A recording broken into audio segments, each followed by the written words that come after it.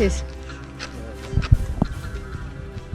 Nadirimiz qardaş yoxdur. Sən belə deyinə. Biz elə uşaqlıyıq da. Mən bütün günü kravatdayım. Sizi göyə durmuşam. Nadir sizdən balacadır yoxsa kiçik qardaşınızdır? Yox, ondan nə 2 yaş böyükdür. Nadir 4 bacıdan sonra olur yoxsa? 5 bacıdan sonra. 7 dənə qurban deyib onun üçün atımı vaxtayım. Sizin ananız atanızın ikinci arvadı oldu. Üçüncü. Atamın 2 dənə adı oldu. Nabatla Şahbəlşə. Atam 60-70 yaşında dünyasını dəyişdi. 9-da 3-cü ilin yanvarı 12-si. Neçə yaşınız var idi onda? Nadir'in neçə yaş var idi? Nadir'in 11 yaşı var idi. Hər işini toyu da özü elədi. Bu özü elədi birindən. Toy elədi, əməlli başlaydı, gəlini götürdü. Sahib bacımı çox eləyib onun üçün. İndi ki, bizi ilə qalan bacım. Çox köməkli eləyib, hə? Köməkli gedən. Abilə qozu anam idi, anam da süpürgəci işləyirdi. Uşaq vaxtından 7 yaşından 8 yaşından oxuyub Nadir. Qazanımız, alüminyum qazanımız var idi. Burada pütkamız ve bu evin təzə evin qabağında. Pütkamız var taxtdan. Otururdu onun qabağında, özü çalardı, özü oxuyurdu. Onda fitli isteda, uşaq hələ bir ki, ana bətnindən gəlmişdi ona. İlk dəfə hava çıxıbdı televiziyaya. Nə vaxt görmüşsünüz birinci dəfə televiziyaya? Biz də yadında gəlmir, 2000-ləsənci idi. Sevinirdiniz burada, hə? Baxanda sevinirdiniz. Sevinirdi həmin əlbəttə, bütün kənd sevinirdi. Atanız o mən bilən qəqər mi bildilər atanızı, hə? O qədər 56 olub. Demək, mən bu yaxınlarda eşitdim ki, atam 30 idi dünyasını dəyişib. Hindi kimi onun ruhunu rəhmət oxuyan var. Kim məni görür ki, Allah sol rəhmət eləsin. Vorzakon olub da mən bilən. Həri, türmədə bir də ermənini öldürdü bu vaxtı, babası ilə. Anamın yaxşısı oldu. Anam o vaxtı, dayım rəhmətlə qoymayıb da anamı oxumağa. Dayım da atsanın kişi olub. Demək, atamla dayım türmədə bir yatıblar. Nadir dalaşkan uzatdığı gün, qalmaqalası da gün. Toxun mənə, toxunmayayım sənə. Əsəblər amma, tez əsəbləşir. Öz özündən çıxır. Həri, o bizim nəsillikdən var.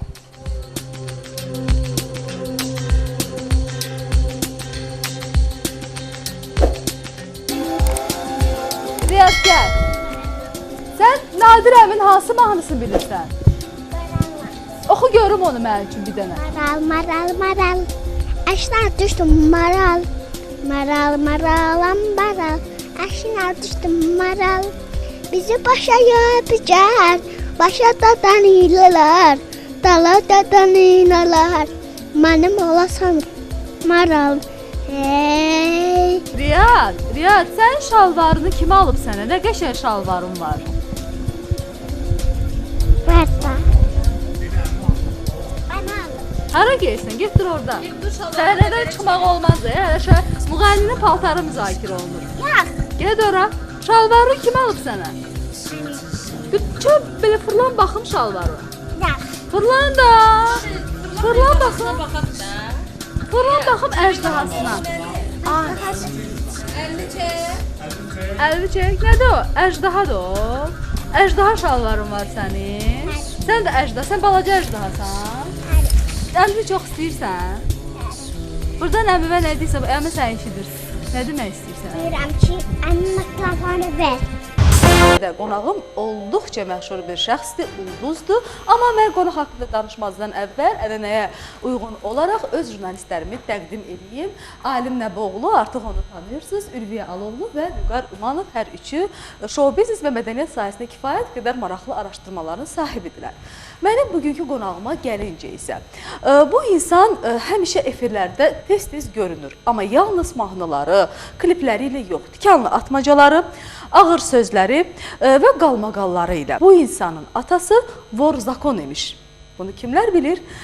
Bunu mən özüm də biləndə xeyli təəccüblənmişdim. Çoxları ona əjdaha deyir. Yaxınlarda isə bir şah titulu da verdilər.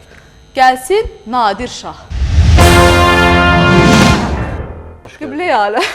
Qiblə-i Alə Həzrət. Əjdaha necə şah olur? Əjdaha bu şahla O şoudur, elə belə, yəni ki, boşluğu doldurmaq üçündür. Mən Nadir Qafarzadəyəm. Görək, Nadir Qafarzadə haqqında insanlar nəyi bilmir? Çox şeylərə də jurnalistlərimiz də bilmir. Mən bunu əminliklə deyirəm. Buyurun. Həmişə mən cavanlıqdan, gənclikdən başlamağı sevirəm ki, ilk günlərdən pillə-pillə gələk. Sən bizim efirlərdə qəfildən göründün. Yəni biz heç bilmədik sən necə məşhurlaşdın. Yəni birdən gördük ki, belə bir adam var, oxuyur Nadir Qafarzadə. Adətən müğənnilər necə gəlir? Kimisi tələbəsi olur, hardansa başlayır. Amma sən elə belə deyim də, bəlkə də indi mən bilirəm ki, sən ASTV-dən başlamısan, Azərbaycan televiziyasından. Hə, orada Qırmızı Qərənfil məktəblər ansamblında iştirak eləmisən. Onların hamısını araşdırmışam. Amma lap belə biraz da əvvələ gedir. Hamı sənin Qızılı bilir əslində, amma sən Dəvəçidə doğulmusan. Hə, o atamın işinə təyinat ki, o vaxt təyinat var idi, bilirsiniz. Hər hansı bir texniko bu ali məktəb bitirəndə sənə təyinat verirdilər. Sən o təyinatla 3 il mütləq o yerdə işləməli idin. Sovet dövrünün Dəvəçidə işləyirdi. Atam Dəvəçidə işləyib, yəni sədr işləyib də. O vaxt kolxoz savxoz var idi, sədr işləyibdi orada. Bəxtimdən orada bizim 5-6 bacım doğulub. Sonra mən doğulmuşam 7-ci. Sonra məndən sonra atamın 62 yaşında olanda daha bir oğlu dünyaya gəldi. Yəqin ki, sənin xəbərin var Wikipediyada sənin haqqında yazılanlardan. Xəbərin var? Yox, heç nə xəbərim yox. Necə qoyub? Yox. Bəs o avtobioqrafik məlumatları kim verib ora? İndi bilirsiniz kimin əlinə nə gəlir? Orada sənədlər, illər hamısı illə yazılıb. Falan yer vaxtı, falan məktəb qutarıb, falan. İndi ola bilər efirlərdən eşidiblər, mən danışmışam eləyiblər. Sən dəqiq verməmsən? Yox. Asəf Zeynallı adına musiqi kollecində opera müğənnisi və musiqi müəllimi ixtisası yazmışsan. Belə bir Gec də olsa mən bunu eləməli Neçənci idim. ildir? Bu hardasa 2005, 2006 bu illər. 2005-2006. Hardasa bu illər. Məşhur olandan sonra həm. Mütləq lazım idi mən notları bilmək üçün. Yəni Bilirsən hansı notları? moç azdan çoxdan bilirəm, təbii ki bilirəm. Notla oxuya bilirsən? Yox, notla oxuya bilmirəm. Mən ümumiyyətlə Bizim belə müğənnilərimiz notu sevmirəm. Sən sevməmək nədir? Ələkbər Tağıyev ömür boyu fitlə yazır. Mən razıyam. Axı bu adam təhsil alıb. Diplom. Diplom o deməkdir ki, salfeci dərsləri. Təhsil almaq olar ya, çox müğənnilər qanunlarına sonra şeyin üstü qapsın. Əzizim, mən bilirəm ki, neçə notumuz var, hansı muğam, hansı oxuduğum mahnıların hansı notumuz var? 7 notumuz var. Doğru, Bizim bir də öyle faiz. Dünyanın da yəni. Yəni indi biz onsuz Özəlləşdirmiş. hansı muğamlarımız var, hansı mahnını hansı notda tananlıqda oxuya bilərəm. Amma insanlar var ki, artıq xalq artisti dərəcəsinə çatıb oxuduğu mahnının tananlığını bilmir. Ay kişinin qızı, sən bundan danış.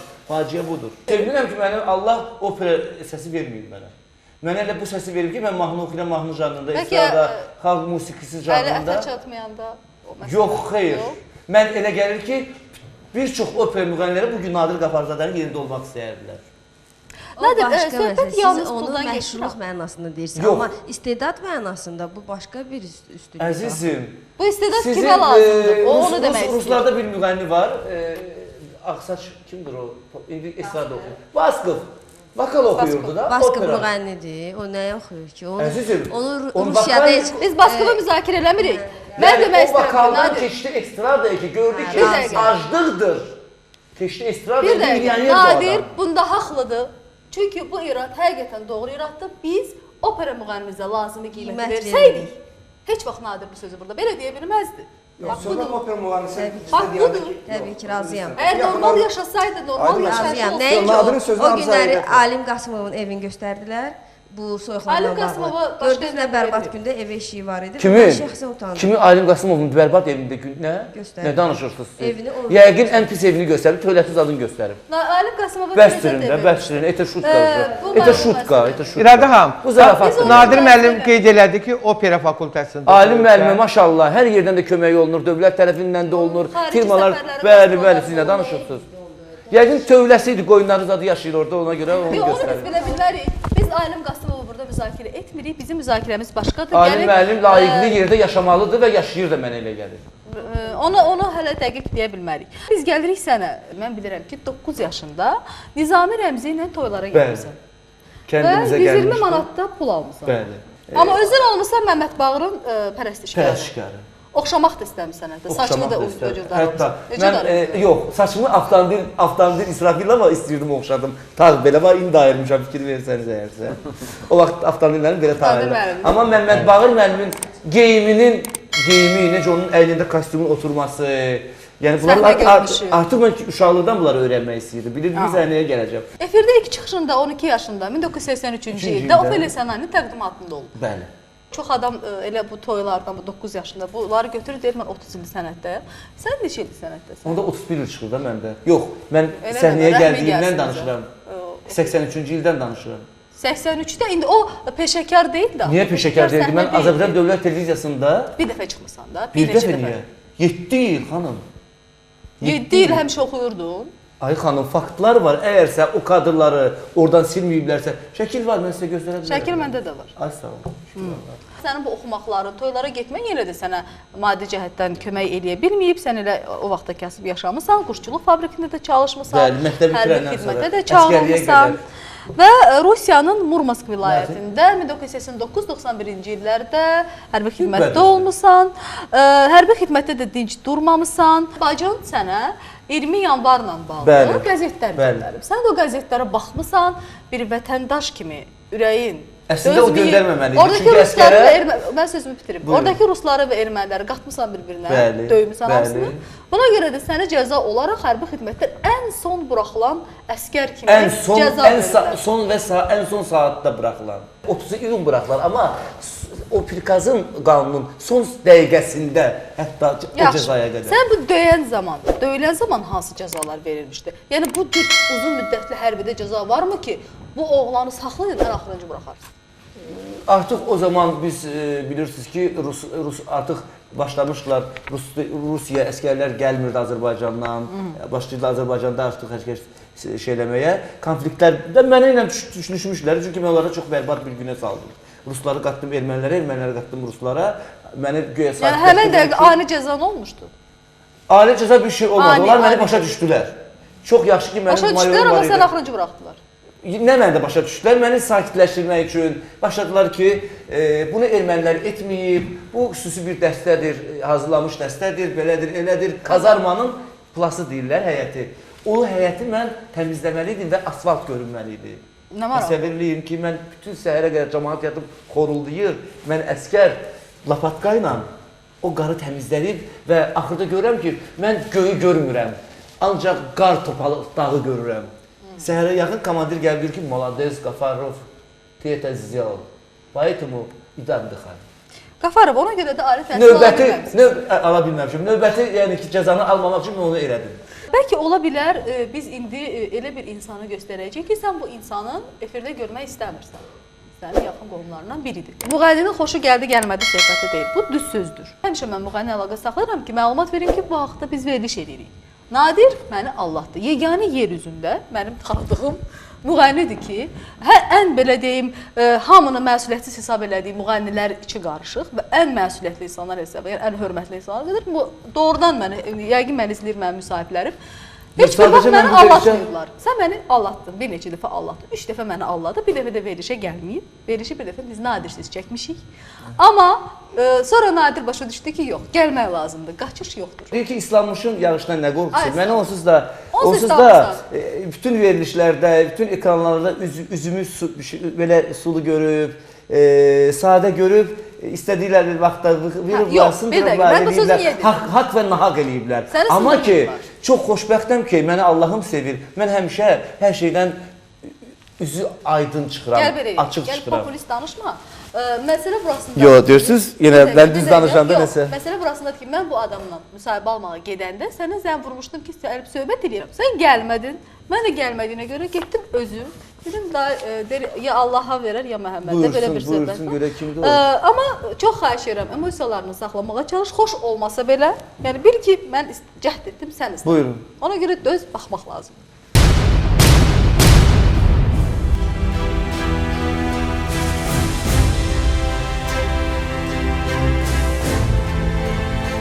Salam, necəsiz?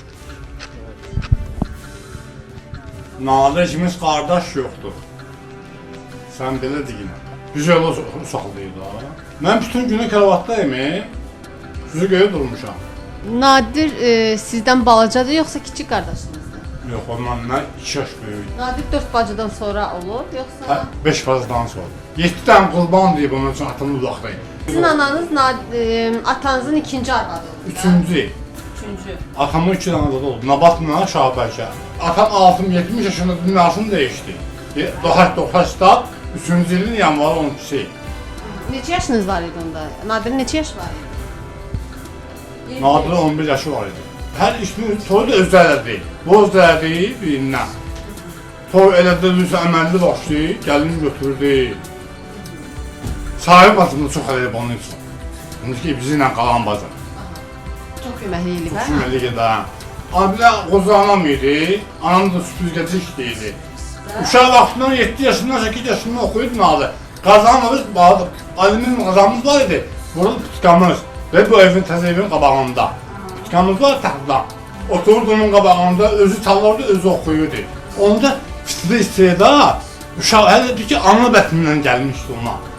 İlk dəfə hava çıxıbdı televiziyaya. Nə vaxt görmüsünüz birinci dəfə televiziyada? Biz də yadımda gəlmir, 2000 nəsənci idi. Sevinirdiniz burada, hə? Baxanda sevinirdiniz. Sevinirdi həmin əlbəttə, bütün kən sevinirdi. Atanız o mən bilən qəqə mi bildilər atanızı, hə? O qədər 56 oldu.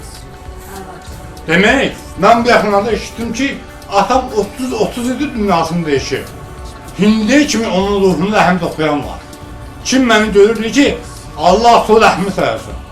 Vorzakon olub da mən bilən. Həli, türmədə bir də ermənini öldürdü bu vaxtı, babası ilə. Anamın yaxşısı oldu. Anam o vaxtı, dayım rəhmətlə qoymayıb da anamı oxumağa. Dayım da atsanın işi olub, demək, atamla dayım türmədə bir yatıblar. Nadir dalaşkan uzatdığı gün, qalmaq ağzıdır gün. Toxun mənə, toxunmayayım sənə. Əsəblər amma, tez əsəbləşir. Öz özündən çıxır. Həli, o bizim nəsillik canlar.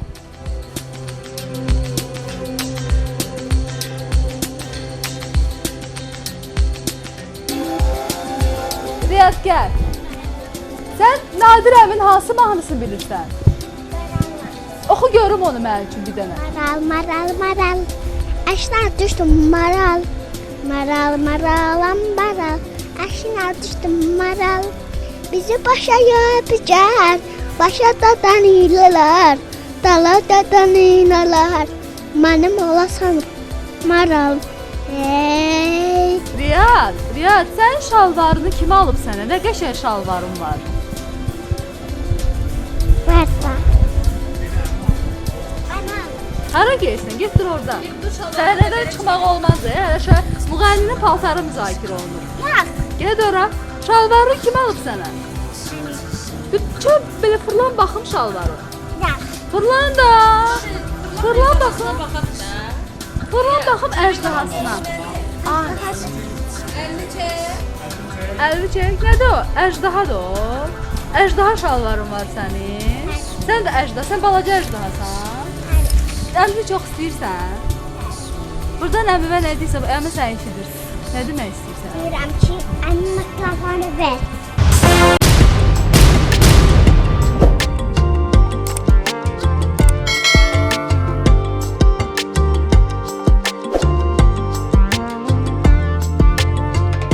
Qarşısında dayandığımız bax bu ev vaxtilə Nadir Qafarzadənin Keşrə qəsəbəsində yaşadığı və tez-tez dilə gətirdiyi bax həmin o evdir. Nadir Qafarzadə bu evdə yaşayıb. Neçənci ilə köçmüsünüz bu evə?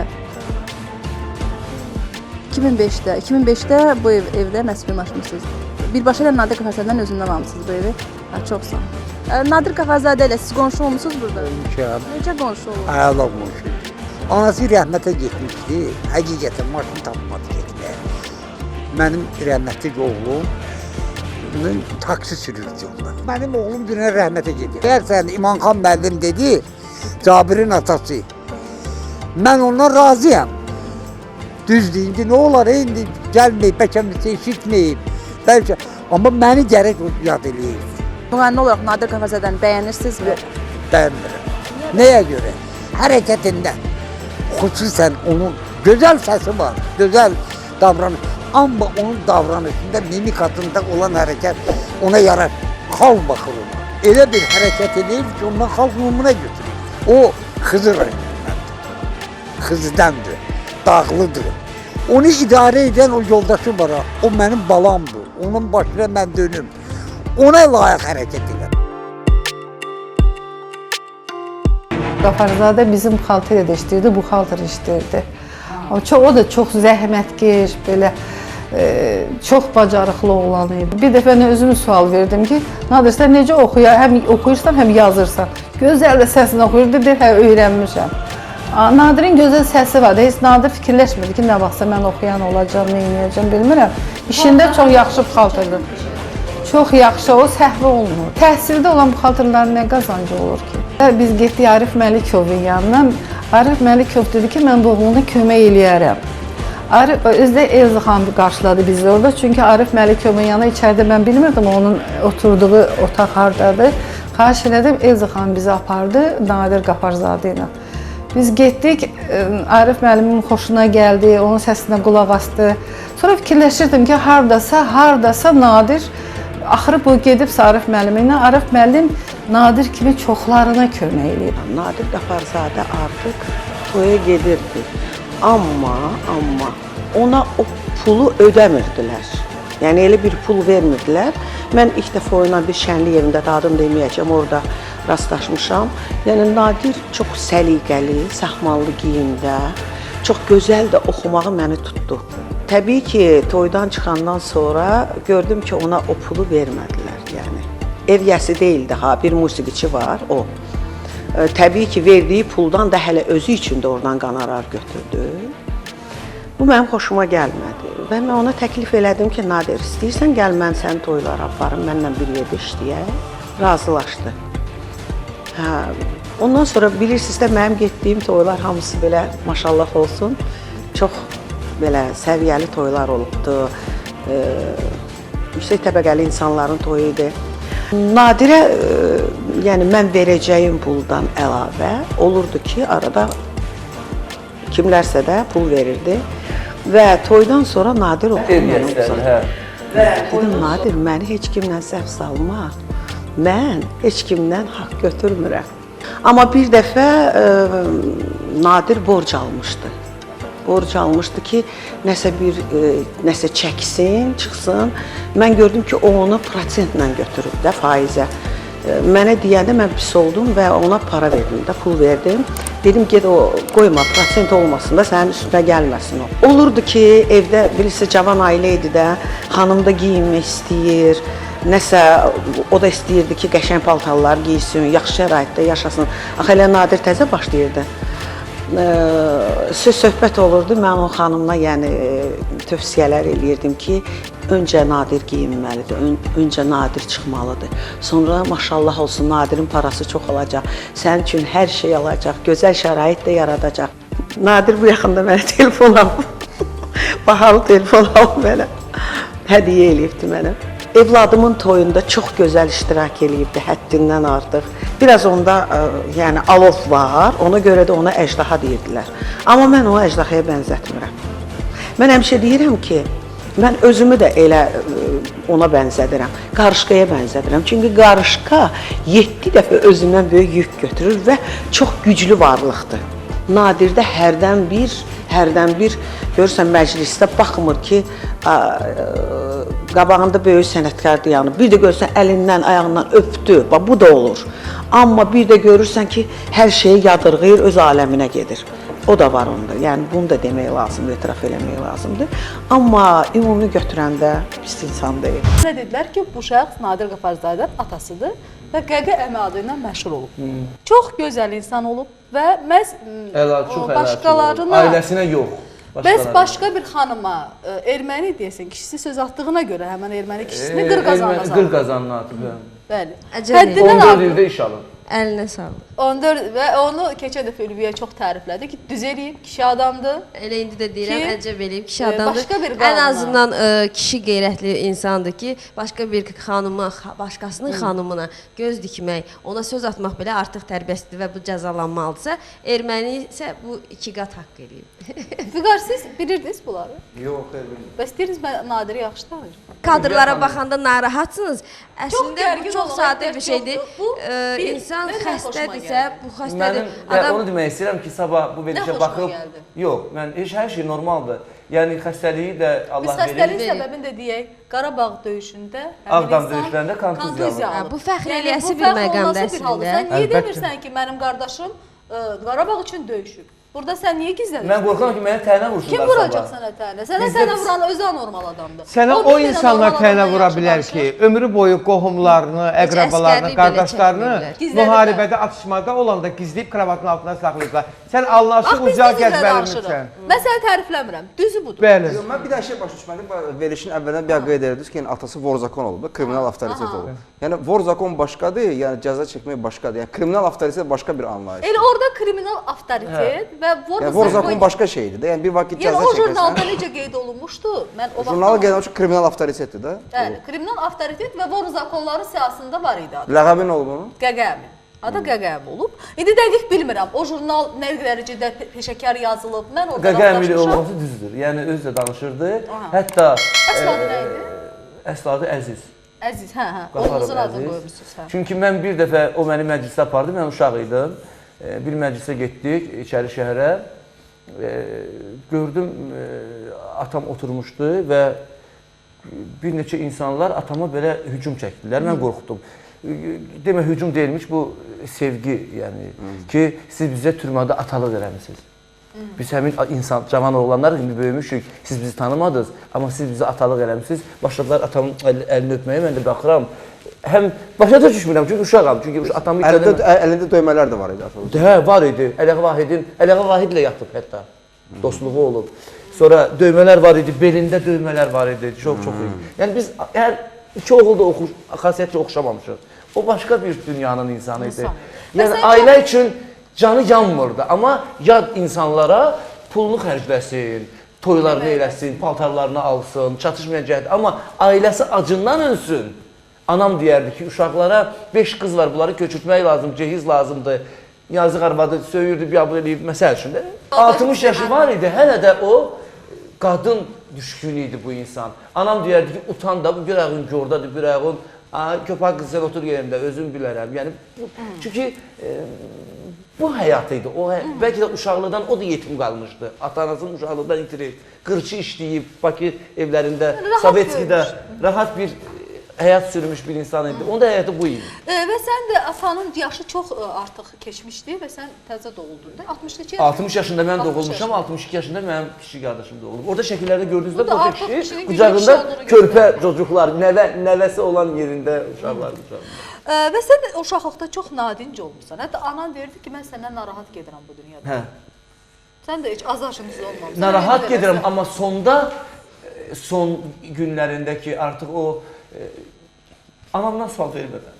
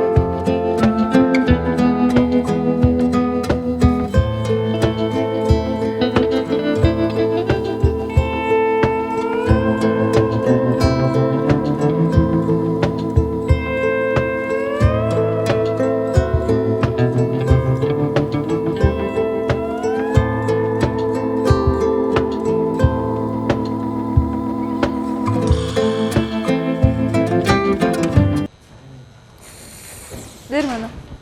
Çox sağ Görsüz olun. atamdan göstərdilər, mənə o qədər təsir eləmədi. Çünki mən Anan çox əziyyət çəkib bax. atamı o qədər mən Sizi necə dişində böyüdüb. Anamın 70 manat maaş alırdı. Süpürgəçi işləyirdi. Ailə zamanı yox idi. Yəni bir sabah Bir yerdə işləyirdi özü. 3 sinif bitirmişdi. Onda yetim, o da qardaş arvadı əlinin altında, necə deyim, qardaş uşaqlarını saxlayıb, yetim qız olub deyə, qardaş evli olub, imkanlı olub. Bu da həyatda qarnını doydurmaq üçün bunu uşaq saxlayıb, su daşıyıb. O da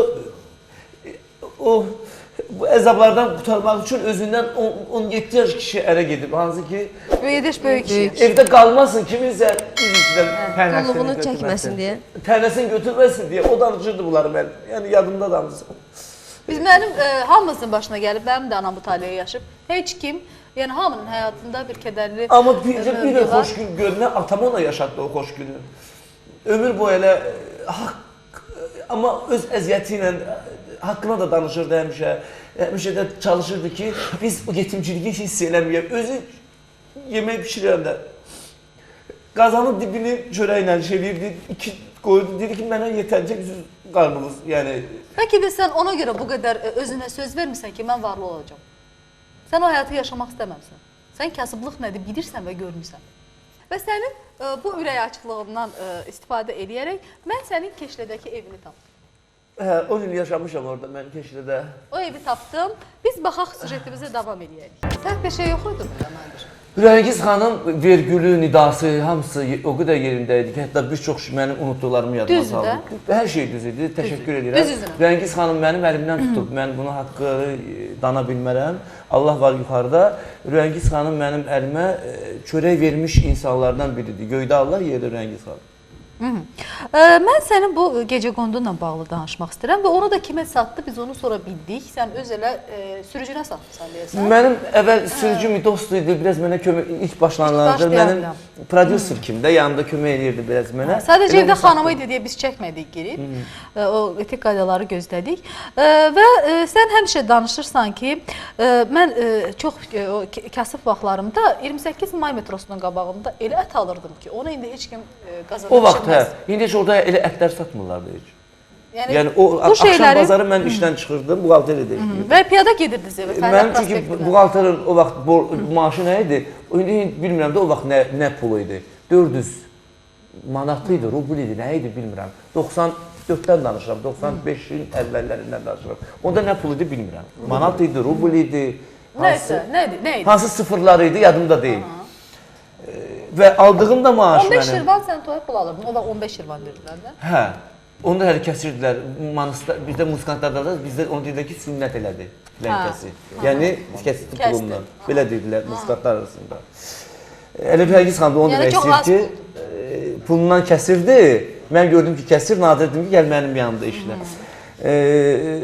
Mən gecə, axşam üstü 5-də 6-da çıxanda işdən elə çıxırdım ki, axşam bazarı olsun. Biraz cibimə uyğun da, yəni... Yəni hətta piyada gedirdim Fəhlə prospektindən. Hətta piyada gedirdim ki, pul verməyim mən taksiyə. Düşünürəm ki, söhbətin davamına reklamlardan sonra baxaq. Yenə çox maraqlı açıqlamalar, qalmaqallar. Nadir yenə sizinlə olacaq, səbirli olun. Nadirin emosional etiraflarına davam edəyək. Evimdə şomuzda bir qazan nəsə qaynasın.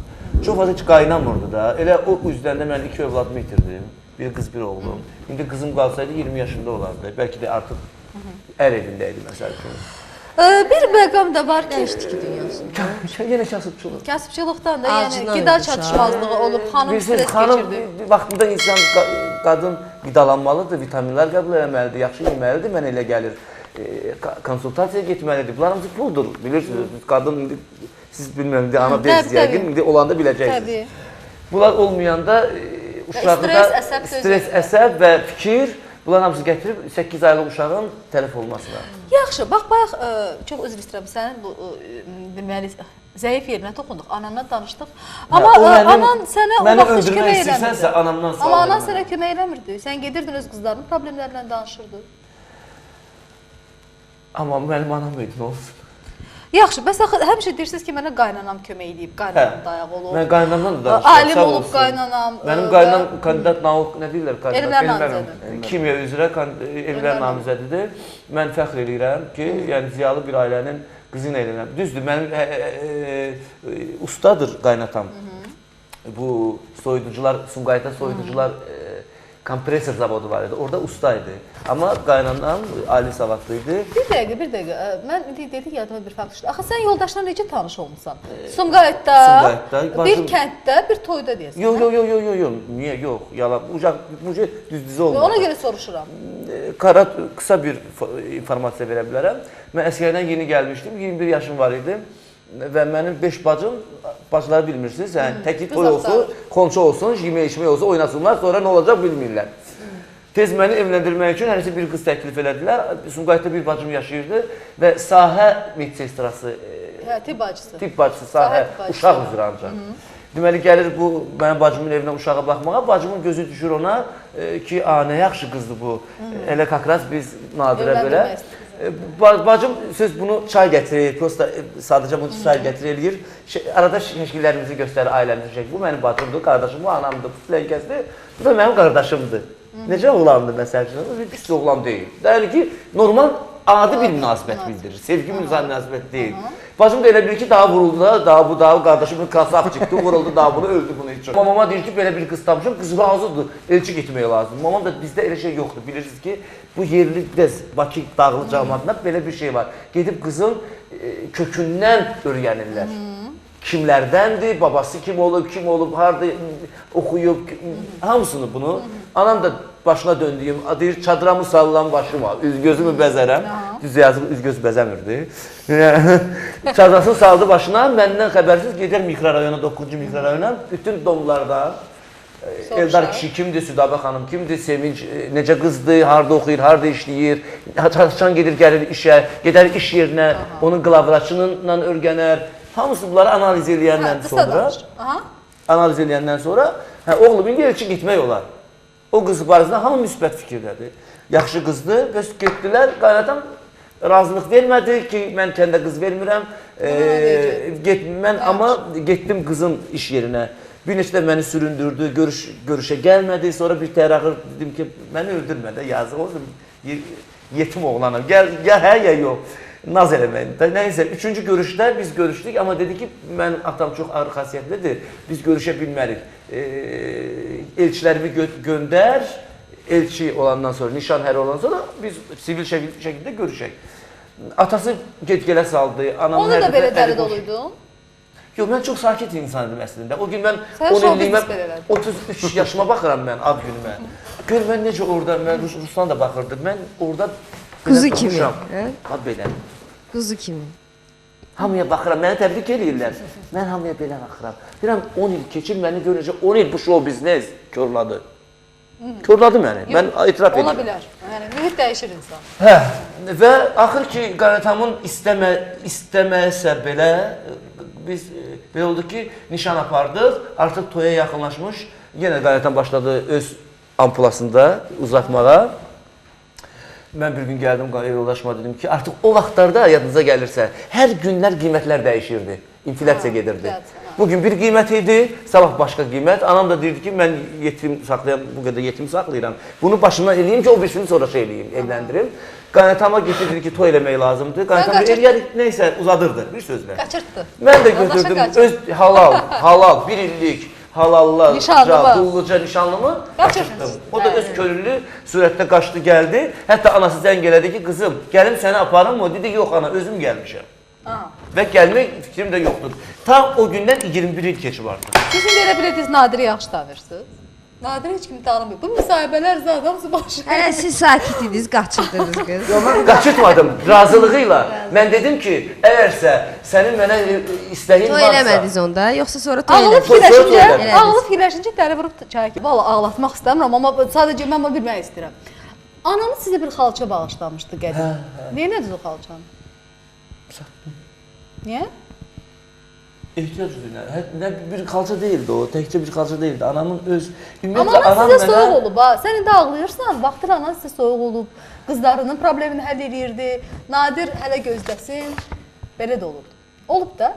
Axı, bu mənim anam, ana deyim, siz başa düşürürsünüz. Yəni deyirəm, başa düşürəm. Mənə anam bəli, soyuq olub. Mənə elə gəlirdi ki, anam ən az məni istəyir. Güya ki, belə göstərirdi özünü, məni çox istəyir, amma mən görürdüm ki, ən az məni istəyir. Mən, məsəl üçün, mən etiraf edirəm. Biz gəlirdi mənim evimə, biz oturduq masada çörək yeməyə, belə eləyirdi. Filan qızımın evində görürsən, bir yeməyi var, görürsən, ac deyə kim bilir olar. Mənə pis gəlirdi, bilsə necə? Bədniyyabətlik kimi də, yəni mənim evimdə, amma deyirdim, anamdır, nədirsə, xoş, haqlıdır. Anam 2003-də rəhmətə gedib. 2003-də rəhmətə gedib. Yox, 2003 yox. 2003. Mən qəbrinə baxmışam, 2003. 2003-cü il. 2003-də rəhmətə gedib və o zaman sizin xoş günlərinizi az gördü də. Bu əlinizə pul gələn, özünüzü yaxşı hiss edən vaxtlarınızı az gördü və öləndə də boşanmış bacınızı sizə vəsiyyət elədi. Nəinki boşanmış, bütün nəsli mənə vəsiyyət elədi. Yadımdadır ki, biz artıq ayaqlara imtina eləmişdik, gəzə bilmirdi, onu biz yataq xəstəsi idi. Amma bacıları baxırdı ona, yəni gül kimi idi, yəni hər gün onun paseli dəyişirdilər. Mən gözüm gec-gec Çox sərgəli bacılarım var sənin. Şəhərdən gəlincəyə qədər qızları artıq onun ətrafındaydılar. Gəldi, dedi ki, gəl, artıq danışa da bilmirdi. Hətta efirdə məni görəndə, o vaxt mən Xəzər televiziyası var idi, yanınızda gəlir ASTV-də oxuyanda yeriyə bilmirmiş. Televiziyaya getmək üçün, məni öpmək üçün sürünə-sürünə, dizin-dizin, sürünə-sürünə gedirmiş. Hətta ekran çatmamış, yıxılırmış. Hətta elə şeylər də olur. Bu həyatını danışdın bizə. Mən istəmirəm, bilirəm danışıb ağlayacaqsan. Yox, o bacımdan dediniz mənə. Adam ağladan verişlərdən xoşum gəlmir. Bacımdan dediniz mənə. Dedi mənə ki, mən gedirəm, uşaqlardan buğa. Elə bil ki, əsas tapşıranda kimə tapşırırlar? Böyüyə tapşırırlar. Mən 6-cı uşağam. Mənə niyə tapşırırsan? Yükü mənim boynuma. Onlar bacıdılar axı, siz qardaşsınız. Bəs uşaqları sənə tapşıram. Ən çox da sahibənin ulduzu söndü. Yəni... Bocandı. Hə. Ondan buğayət ol. Əslində... Buğayət olursan? İndi onu Allah bilir. Bilirəm. Bacım işləmir. Bilirəm. Qardaşım da işləmir. Pensiya alır. Məvacib alır. Yəni hökumətdən 100 manat pensiya alır. 2 uşağı var, gəlini və gəlinimiz və onların aylıq hər ay mən də olmasam Ruslan onların qoymuram. Yəni günü keçsin qoymuram. Orada bir evdə tikdirirsən. Çox qəşəng bir evdə tikdirirsən. Tikdirsən deyəndə ki... Xoşuma gəldi, evin elə təməlinə baxdım ki, yaxşı evə. Tikirik, yavaş-yavaş. İnşallah. Tikirik. Sən bütün bunları danışdın, arada bir məqamı unuttun. Buyurun, yadıma salın verin sadəcə. Arada bir məqamı unuttun. Sən bu əskərlikdə olanda bir nəfər Rus xanımla münasibət qurdun. Qaçırsan artıq bu söhbətdən. Yox, qaçmıram, bizi heç qaçıram. Amma qaçma, bura düz üzünədir. Yox, mən qaçıram yoldaşımdan, onun təkidlərindən, onun danlaqlarından ki, sən hər dəfə bunu deməklə nə demək istəyirsən? Bir dəfə mən deyirəm. 21 ildir bir yerdə yaşayırıq. O bilirdi bu söhbətləri. Biz evlənəndə 3 gün sonra mən bu sözləri demişdim ona. Mən sənin birinci həyat yoldaşı deyə, özü ondan rəsmi nikahınız olub deyə. Rəsmi nikahınız olub. Birinci Rus. Mənim birinci həyat yoldaşım Ağayeva Sevinç Eldar qızı indi qaparır. Axı sizin oğlunuz sizin familiyanızı daşıyır. Sergey. Yox, ola bilməz. Onda o özləri düzəldir. Mənim heç bir övlad, 2 övladım var, ikisi Loğman Əziz. Yəni ki, düzü-düzünədir. Yəni ki, biz sizin deməli getdik Murmansk şəhərinə. Daha doğrusu bizim əməkdaşımız. Murmansk şəhərində həmin o Severomorsk qəsəbəsi. Desən o tərəflərdə düz bilirəm. Severomorsk şəhəri. Bəli. Orada biz çəkiliş etmək istədik, amma niyə icazə ala bilmədik? Çox çalışdıq. Niyə icazə ala bilmədik? Çünki ora hərbi şəhərci idi. Hərbi şəhərci idi bura. Həddindən artıq böyük qadağalar var idi şəhərcikdə. Heç cür biz içəri girməyə vəsiqəyə, buraxılış vəsiqəsi ala bilmədik. Amma mən orada bir şəkil tapdım. Biz o şəkilə bir baxaq.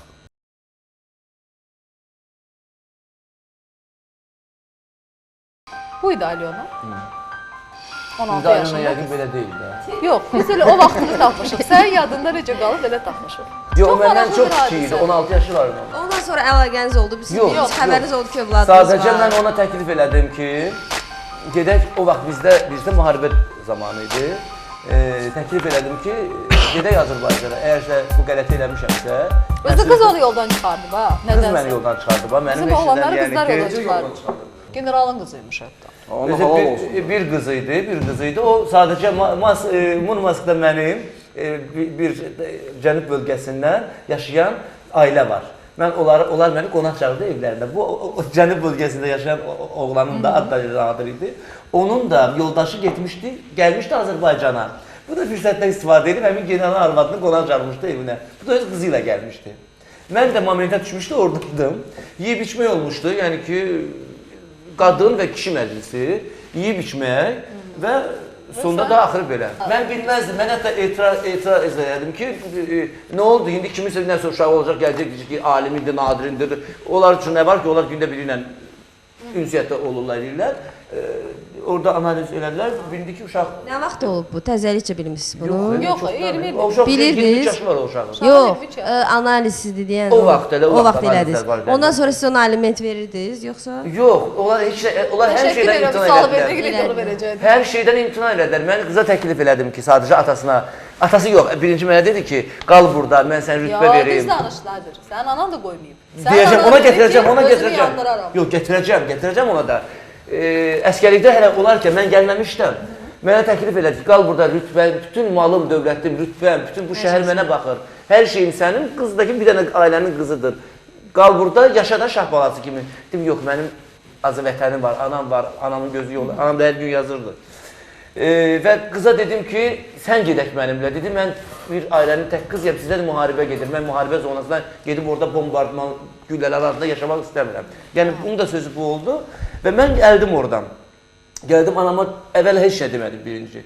Bir gün oturdum, dedim, mama bir söz deyəcəm, amma əsəbləşmə, ya bir də belə pis reaksiyan olmasın. Bu evliliyə qədər. Evliyə qədər.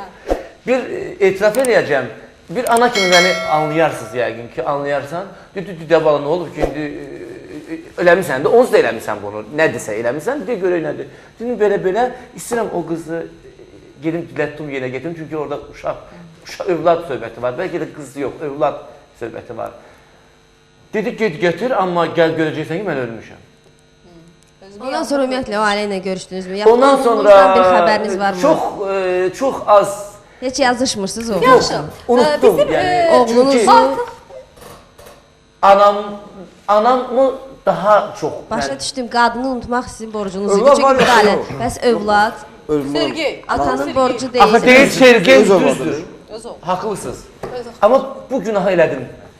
Nadir bəy, oğlunuz var mı indi orada? İndi əlaqə yox. Oğlu yaşayır. Oğlunuz var mı indi? Oğlunuz da o sizin? Bəs mən Təbii ki. Adı da Sergey'dir. Mən başa düşürəm sizin o qadını unutmanızı, amma övladınıza sahib çıxmalıydınız. Bunu O belə bir söyləyirəm. suçdur mənim. İndi bir Yəni məsələ heç də olmasa var. indi Nadir- bundan sonra bu səhvinizi düzəltmək fikriniz varmı? Yox, çünki Övlad mən payıdır. ailəmin Oğlun. dağılmasından qorxuram. İndiki ailə. Hə, yoldaşınız oğlunuza qarşıdır həm də. Demir oğluma qarşı deyir. Yəni narahatsınız ki, birdən Görmək qısqancılıq. istəmirəm. Yəni Qadın bu söhbətə görmək qayıtmaq istəmirəm. Bəli. Əgər o bir suçdursa, Sən qoy mənim qoymadın ki, boynumda mən qalsın. sənin yoldaşına Ola mən bir dənə sual verim Nadirə. Ola bilər. Buyurun. Özü Allah görə. anamıza rəhmət eləsin. Allah rəhmət eləsin. İnşallah o gün olsun. Rəhmət- İnşallah bir rəhmət yerdə eləyənlərə. cənnətdə qoşulasın. İnşallah. Çox sağ olun. Hamımız bu dünyadan köçəcəyik. Mən bir dənə sualım var. Anamız düz mü elədi o sözü dedi? Bugün Düz nə elədi, baxanda? səhv elədi, o mənim anam idi. Halal olsun. O mənim anam. Buna görə halal Bir olsun. də axı Nadir bu Bakıya qayıtmasaydı, bu qədər ailəyə, bu qədər Bir qohumlara talih kim qismət var. baxardı? Bəlkə Amma o mənim ümid qismətim yeri idi. Nadiri O bilirdi, mənim Nadir talihim idi. Bəlkə qayıtmalıydı. də anam düz eləmişdi ki, indi mən buradayam. Bu açıqlamalar çox maraqlıdır, amma reklamlarımız da maraqlıdır. Az sonra buradayıq.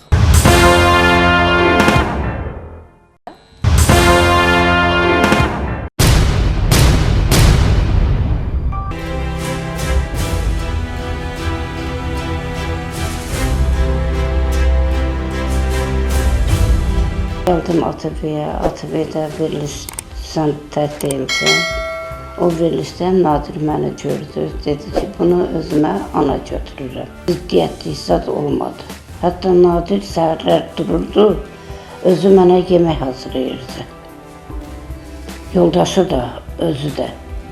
Çox mehriban idilər. 9 gün qaldım, 10-cu günü yoldaşı dedi ki, xala bizdə nə qədər qalacaqdı?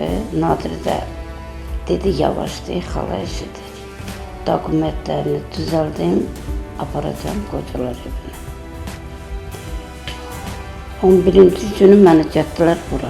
Balaca oğlu Əziz, hətta mən gələndə dedim, ana, Əziz, gəl görüşək. Dedi, niyə, nənə? Dedim, mən gedirəm, ta qalmayacam burada. O uşaq ağladı, dedi, nənə, getmə. Dedim, yox, olmaz, getməliyəm falan. O qədər fikir eləyirdim ki, hətta kəsim oldu 40 kilo. O qədər arıqladım fikrimdən. Sonra Nadir 1-2 il gəldi. Hər gələndə gəlirdi yanıma. Axırıncı dəfə gəldi, Oqtay var idi. Aktyor Oqtay rəhmətə getdi. Onun yanına gəlmişdilər. Oradan da gəldilər bizə. Bizdən çıxdı, getdi. Ta ondan sonra gəlmədi. Ki, mənə dedilər ki, beləncə şey olurdu. Yəni ki, mən bıçaqla onların döşəyini cırmışam, belə eləmişəm. Dedim, heç bir vaxt elə şey olmayıb, o düzəltmədi. Mən elə şeyə icazə vermərəm, özümə heç bir vaxt icazə vermərəm ki, başqasının çörəyini yeyəm, ona xəyanət olum. Heç bir vaxt. Öləndə mən Nadirçiliyi yadımdan çıxartmadım. Nə Nadiri, nə yoldaşı, nə uşaqlarını. Düzdür, onlar məni gəlib görmürlər. Mənim ürəyim istəyir, Nadir gəlsin, getsin həmişə. Onun mənə oğul demişəm. O mənə ana dedi, mən ona oğlum dedim. Hətta onun şəklini mən salmışam ramkaya. Ramkaya salıb vurmuşam otağıma ki, hər dəqiqə mən uzananda yerimə baxıram onun şəklinə. Bu xanım sənin yolunu gözləyir Nadir. Niyə olub, necə olub, bu məni heç maraqlandırmır da. Ailədir də, bəlkə də səni içərində saxlaya bilmədim onu. İstəmirsən, cəhd eləmirsən.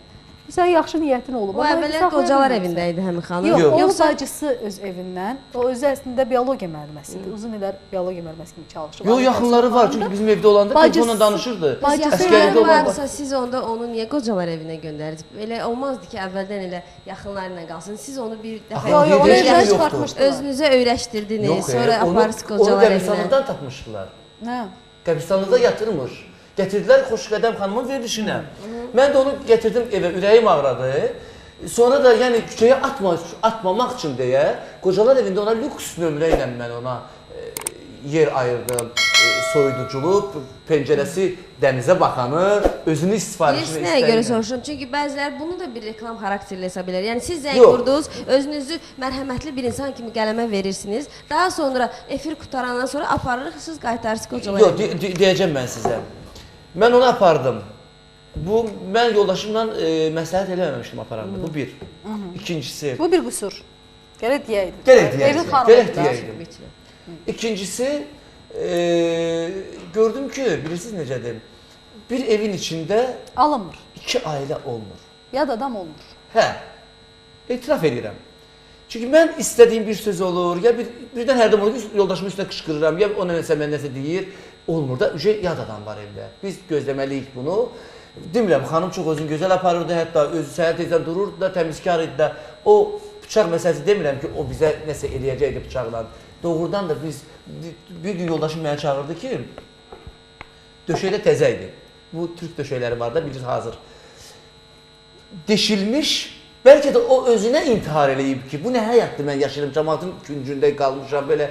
Bəlkə də o fikirlə, o özünə vurub, sonra vurmayıb, yazılı gəlib özünə, ya fikrindən dönüb, döşəyib, bıçaq çünki evdən 3 gün bıçaqlı itdi evdən.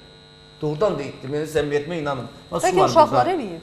Yox, uşaqlar böyük uşaqlar. Uşaqlar bəlkə qaçıb oynayıb, eləyib. Yox, bıçaqla uşağın nə işi var ki, bıçaq oynası. Həqiqətən onda hadisə olmuşdu, hə? O bıçaq etmişdi. Bıçaq bitmişdi. Biz başladıq ki, bıçaq itib evdən, biz eşitdirik xanıma ki, evdən bıçaq itib. Yəni, qızım sənə deyirəm, gəlinim eşit. Üstündən bir gün keçir, zil yeşiyindən bıçağı nə şəkildə? Dik şəkildə tapırıq.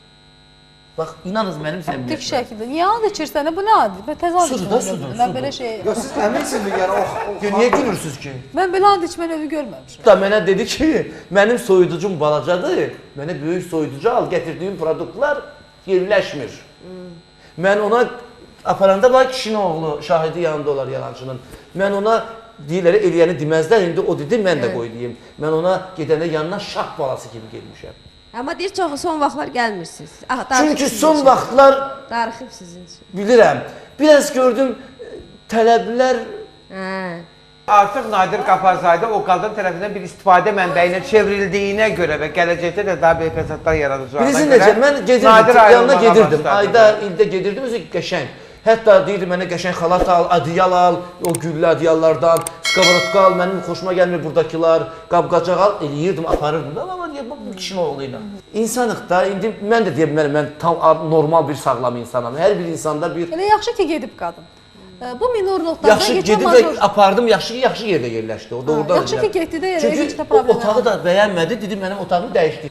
Rusiya şou biznesinə bir cəhd və sonra bu klip, pardon klipi Nikolay Olduz, ikinci Nikolay obrazını canlandırmışdı. 20 manat xərc çəkmişdiniz ora o klipə? 20 manat? 20 min manat. 20 min manat yox, 20 min avro, onlar da avrodur, onlar avro nə işdir? Çılğın və enerjilidir. Emosiyalarının əsiri sözünün ağasıdır. dar ayaqda özünü köməyə yetirəndir. Mərhəmətli ürəyi onu hətta tanımadığı qapıları belə açmağa vadar edir. Ailə canlıdır. Övladlarının xoşbəxtliyi uğrunda ömrünü şam kimi əridər. Uf demədən dost yolunda özünü o da atar. Gülüşü ilə göz yaşı sərhəd tanımaz. Qəfil sevinər, gözlənilmədən ağlar. Xasiyyətindəki bu fərqlilik ona bəzən maneələr yaratsa da, o özündə güc-qüvvə tapıb ayağa qalxar və yenidən başlar.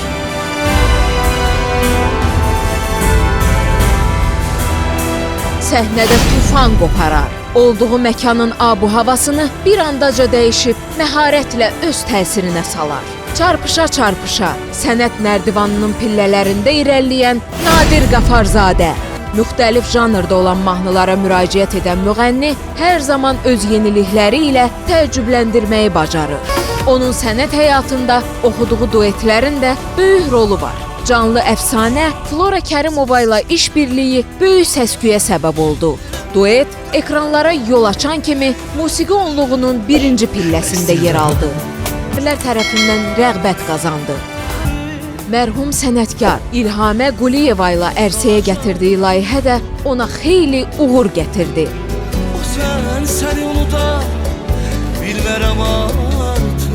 Sevda Yahyayeva, Ayan Babakişiyeva ilə böyük maraqla qarşılanan duetlər oxudu. Pəncərəmin önündə gün. Hansı xanımla duet ona daha çox şöhrət və pul qazandırdı? Hansı mahnı onun sənət arxivində xüsusi yer tutur və ruhuna doğmadır? Əminik ki, bu suallarımıza da hər zamanki kimi o səmimi cavab verəcək. 2012-ci ilin noyabr ayında bir mahnı ifa etmişəm. Mahnının adı Sənin üçün adlanır. Və 2013-cü ilin 21 avqustunda mən bir radio dalğa, radiodan eşitdim ki, bu mahnı Nadir Qafarzadə və Ayan Babakişiyeva tərəfindən ifa olunur. Ancaq Nadir Qafarzadə özü radioya bağlananda bir cümlə işlətdi ki, mən hər hansı bir meyxanaçı ilə görüşmək və yaxud danışmaq istəmirəm. Və radio veriliş qurtarandan sonra o mənə zəng elədi, məndən bağlantı yaratdı və mənə dedi ki, mən oxumuşam, mənim 42 yaşım var, oxumuşam, yaxşı eləmişəm, səndən yaxşı oxumuşam. Və bu da heç bir qanuna sığışmayan bir şeydir ki, bu Nadir Qafarzadə bu işi görüb. Və ona sual verəndə ki, niyə oxumusunuz? Dedi, mənə Ayan Babakişiyeva təklif edib mahnını və mən də oxumuşam. Amma qanuni ölkədə qanunsuz hərəkətlər ediblər və mənim müəllif hüquqlarımı pozublar. Mən də istəmirəm ki, mənim müəllif hüquqlarım pozulsun və mənlə görüşsünlər. Görüşsünlər, mənim qanararımı versinlər. O çəkdiyim məziyyətlərə görə mən onlardan 5000 manat pul istəyirəm. Ondan az olduğu tədqirdə mən məhkəməyə verəcəm onları. Yoxsa mən halallıq vermirəm, halal eləmirəm mahnını. Bu adam məndən nə istəyir? Mahnını Ayan sifariş verib, aranjman edib. Mən də qonaq təklif edib ki, gəl duet oxuyaq. Mən icazəsini al, o deyib ki, mən icazəsini almışam, oxuyaq. Mən də oxumuşam. Burada mənim bir suçum yoxdur. Getsin davasını gücü çatırsa Ayanla eləsin. Sən 2 dəfə böyük əməliyyat keçirtmisən. Bəli. Biri 2011-ci ildə Moskvada Leç komissiyada. Deməli, ürək əməliyyatıdır. Və sonra eşitdim ki, onurğa əməliyyatı da keçirtmisən. Onurğa əməliyyat olunmadı, qoymadım. Bir də bir şey məhdəl qalmışam. Mənim verilişimə gələn adamlar, bilmirəm mənim o üzümün nurlanır, hamısı eynək taxır. Mən eynəyimi çıxartmışam. Artıq Cavanşir müəllim də mənə görə kimi eynək taxdı. Problem var gözümdə, sol gözümdə, sağ gözümdə problem var. Allah şəfa versin. O birisi problemlərindən danış. Görüm ürəyimdə nə olmuşdu? Ürəyimdə yaxşı şey olmamışdı. Nə elədilər orada? Yəni şırtlama elədilər. Я не помню это, честно говоря, çünki mən özümdə deyildim. Mən Bilirsiniz nəyə görə soruşulur? Çünki bir çoxları hesab edir ki, bu sadəcə reklam xarakterli bir xəbər idi. Bunun nə dərəcə doğru düzgün olmalı sizdən bilmək istəyirik. Yəni mütləq vacibdir ki, bu ölüm xəbərləri ilə, əməliyyat xəbərləri ilə həmişə gündəmdə qalmaq. Yoxsa daha həqiqətli məni öldürsünlər. Niyə olmuşdu belə bir xəbər? Siz demişdiniz. Yalanın deyir, bir ucu doğru olur, sonra şey olur, deyir. Amma var idi belə bir veriş. Var idi belə bir şey Moskvada. Lazerdən Moskva bir nömrəli poliklinikasında bu keçirildi. Bəs deyirsən, Leç komissiyada olub? damar məsələsi, damar dartılması problemidir. Xaçlanır, kirəçlənir damar. Yəni siz ki, mən bir dənə Niyə sən tetrasklerin bir bilmirsən? ki, Stramonun adını bilirəm, başqa dərman Niyə sən öz adlarını xəstəliyini bilmirsən ki, sən haranda nə ağrı var, niyə ağrıyor? yanımda mənim həyat yoldaşım var idi, mənim dostum var idi. Mən ürəyimdən tutdu məni sancı. Allah bizim mədəniyyətimizə kömək olsun. Çoxdan özümü öldürərdim, asardım, 2 balama yazdım, gəlir ki, onları böyüdüm çünki mən atasız böyümüşəm. Onlar əziyyət çəkməsinə. Allah, məni buradan çıxan öldür ki, onlar özləri böyüyərlər öz-özünə, 18 yaşları var artıq. Mən əziyyət çəkirəm, əziz tamaşaçı, mən bilsəniz nə qədər bu sənətdə əziyyət çəkirəm. Bir gün özümü öldürsəm, bilin ki, məni öldürən televizyorçular oldu. Məsələn, mən bilirəm ki, rəqsanədə də belə bir sindrom var. Tez-tez özünü güya xəstəymiş kimi, güya qəzaya düşmüş kimi gündəmə gətirir. Əslində, bu müğənnilərin bəlkə də deyil, bəlkə də onların ətrafında olan, onların PR işinə baxanların məsləhətidir. Bəlkə hər hansı bir televiziya işçisinin bir məsləhəti deyir ki, gəl reyting xatirinə sənə deyək ki, danış ki, güya sən ölüm ayağındaydın, sən sıçan dərmanı içdin, sənin ürəyin xəstə idi. Bəlkə günahkar onlardır. Yəni, fakt olaraq bu birinci dəfə deyil. Nadir çox şovlaşdı da, həyatını çox şovlaşdırdı. Ürək damar genişlənməsi idi. Ayağınızdan çıxardın. Ayağınızdan damar götürüb ürəyimə yerləşdirdilər. Bu ağır əməliyyatdır. Sənə bundan sonra əsəbləşmək olmaz. Neyim ki, mənim sənətim budur. Mənə həkim də dedi. Dedi ki, sənin bu ürəyi caman oğlansa, sənin hara ürəyin, nə oldu ki, sənin belə damarının belə tez genişləndi, takoy maladoy человек deyirlər rusca. Dedim ki, mənim o müğənniyəm, dedi, psixopaniya. Dedi, sənin sənətinlə əlaqəlidir. Emosiyalar, əsəblər, yəni... Onurğanda da bəs nə olmuşdur? Onurğamda isə 4 mm genişlənmə. Mən onu bilmirdim. Elə belə dedim ki, ağrıdır da ötüb keçəcək. 1 ay, 2 ay belə gəzdim. Gördüm, yox, nə danışırsan? Getdikcə bu artır. Üzr istəyirəm, artıq mən otururam, dura bilmirəm, uzanıram, qalxa bilmirəm və yaxud da əksinə. Və müraciət elədim həkimə, onurğa həkiminə əvvəlcə. O məni göndərdi özəl klinikaların birinə. Və orada mənə nəsə bir aparat var, neysə uzatdılar orada, anal şey verdilər, slimkanı verdilər, həkimə gətirdim, deyir ki, 4 mm sizdə sürüşmə var. Və mənə fizioterapiyalar, nə bilim, o tok qoyurlar belə, orada xod verirlər. Yəni, это не знаю, не очень da разбираюсь, bilmirəm. Çox da belə anlayışım yoxdur. Deməli, ev şəraitində 10 gündən bu müalicəni aldım. Həm də həblər qəbul eləməklə. Bundan ağrılarım keçdi, amma dedi ki, hər 6 aydan bir bunu etmək lazımdır. Və dedi ki, bu təkcə sizdə deyil, bu bütün demək olar ki, insanların çoxunda var bu onurğa problemi. Amma ağır şeylər zət belə qaldırmaq, əsəbləşmək, o da əsəblənmiymiş. Təbiidir. Sonra mən İstanbula getdim. İstanbulda bir medical Tibb mərkəzi. Şəkillərimi çəkdilər, mənim analiz götürən yerdə elədilər zat belə öz istintaqları üçün. Ondan sonra gəldim, ağrılar yenə başladı. Demə bunu hər mövsüm eləmək lazımdır. Yenə 10 gün kurs keçəndən sonra getdim Truskavetsə. Truskavetsə hər il gedirəm, 5 ildir Ukraynaya vilayətinə. Orada bir məhz manual terapevt deyilən belə bir həkim var. Məhz onurğa ilə, məhz iminlə, o sürüşməklə məşğul oldu. Orada da mən müalicələrimi bir 10 gün aldım. İndi hər iki yaxşıyım. Allah'a çok şükür. Amma sən çox onurğa problemi ilə bağlı bütün nəinki bütün işləri bilir. Hətta terminləri belə düppədüz bilir. Amma ürəklə bağlı, o boyda ürəklə bağlı Ya это не помню, ay balam, məni belə ayağımdan şey kəsəndə, mən onu görürəm ki... Bir məşədisən həm də, hə? Məşədiyəm, hə? Sənə niyə məşədi demirlər? Hacı deyilsən hələ? Mən xoşuma gəlmir o sözlər, deyilməsi xoşuma gəlir. Onu mən getməmişəm ki, mənə kimsə həcim məşədi. O mənim borcumdur müsəlman olaraq, gedib müqəddəs yerləri ziyarət eləmək. Nəsə bir dəyişiklik oldu səndə orada? Yox. Mən həmişə yenə də yaxşılıqlarımı gücüm çaşan qədər eləmişəm, əl tutmuşam. Bunlar elə məşədə həcə getmək kimi bir şeydir də. Mən həcə getməmişəm də qaynatamı öz məvacibimlə həcə göndərmişəm. Bu yaxşıdır, bax. Başqa adama həcə göndərmək müsəlmanın borclarından biridir. Demək, siz müsəlmansınız və bunu etiraf edirsiniz. Yox, mən özüm getməmişəm həcə. Nə üçün deyəcəm? Çünki mən içki məclislərinə gedirəm. İşrət düzdür. Yox, özü məşədiyə gedib qaynatasını göndərib haca. Nə üçün getmədim haca? Bugün gedərəm, bax, durub bu saat samolyotda oturub imkan. Amma nə üçün mən hazır deyiləm. Mən çünki şoudayam, içki məclisinə gedirəm. Çirkab.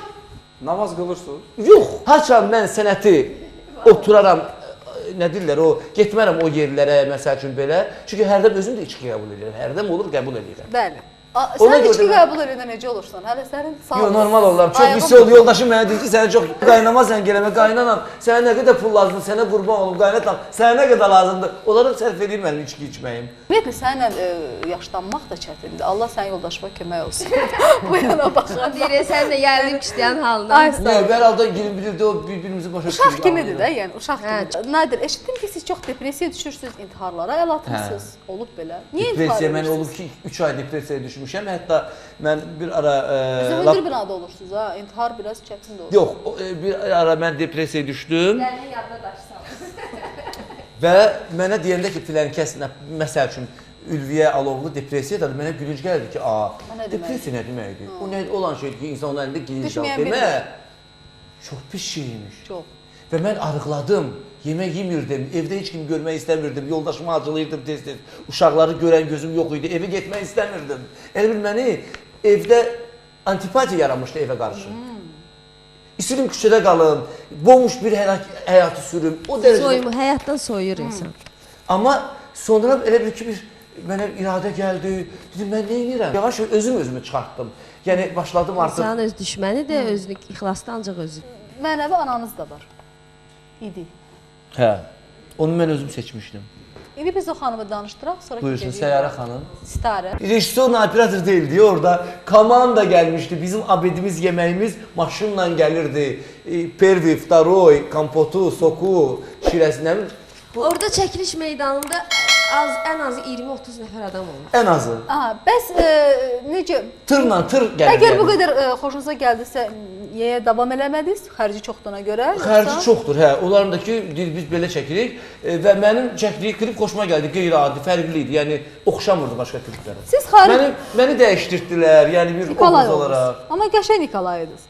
Obraz olaraq dəyişdirdilər. O məqsəd nə idi? İkinci cəhd idi Rusiya şou-biznesə girmək üçün, yoxsa sadəcə keyfiyyətli bir iş. Hə, klip. Yaxşı, Nadir niyə Eldar oldu? Nadir pis adı ki? Yox, bu indi deyəcəksiniz, Alovlu psevdonim məsələsi həmin söhbətdir. Rusiya şou-biznesi 2006-cı ildə mən qatılanda böyük bir komanda mənim ətrafımda böyük bir komanda var idi. Yəni bircə köməkçi yox. Şəkilləriniz də var orada belə saqqallı, saçınız uzun. Böyük bir komanda. Gözlərinə linza belə taxmışdı. Yadıma gəlir mətbuat konfransına saqqal, zat, bütün geyim tamamilə mən uzun saçda zətdə. Yəni bu olan tələbidir. Əgərsə sən gəlirsən şou-biznesinə, Rus şou-biznesinə və ya da Türk şou-biznesinə, sən bizim dediyimizlə oturub durmalısan. Həm də bir sizlə məqam qeydin. Nadir, Nadir. Rus dilindən biraz pis səslənir. Amma Eldar nə idi məqsəd? Dedilər ki, Eldar Ruslarda da Eldar Rizyanov, bizdə var Eldar Mansurov, Eldar Axundov, Eldar mənim qaynatam. Sonra nə oldu? Eldar həmdəki məqsəd nə idi? Dar. Elin darı. Fikir də var idi burada. Həm də ki, qısa, qafarzadə olunca, qısa yəni. Çünki şou-biznesdə bütün Rusiyada da, Türkiyədə də bütün şou-biznesdə olanların psevdonimləri var, öz adları deyil. Mən xatırlayıram, sizi bir məşhur Azərbaycanlı iş adamı sponsorluq eləyirdi. Bəli, öz yerini bildi. İlqar Məmmədov. Sonra nə oldu? Onu heç kim, bizim Azərbaycan şou-biznesindən olan müğənnilərdən... Kim apardı? Neynədilər? Kim apardı? Vurdular da aranı. Adını çəkmirəm, bilirəm kimdir. Siz gedib araşdırmadınız ki, nə baş verir, necə oldu? Yox, onu... Müqaviləniz yox idi? Bilirsiniz, mən sadəyəm, sadəlövəm deyə bilmərəm. Mən biraz naivli insanam. Mən insanlara çox inanıram.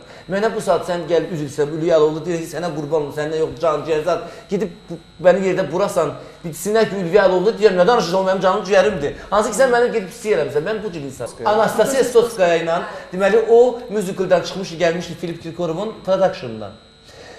Filip Kirkorovla biz danışanda dedi ki, 200 min avro mənim productionuma ödəyirsiniz, mən sizə kırışalıq eləyirəm 1 illik ərzində və Anastasiya Stotskaya'nı verirəm sizə, 1 il onunla duetlər, hətta Bandarçukla danışılmışdı Sankt-Peterburgda, artıq klip çəkilişlər başlayırdı.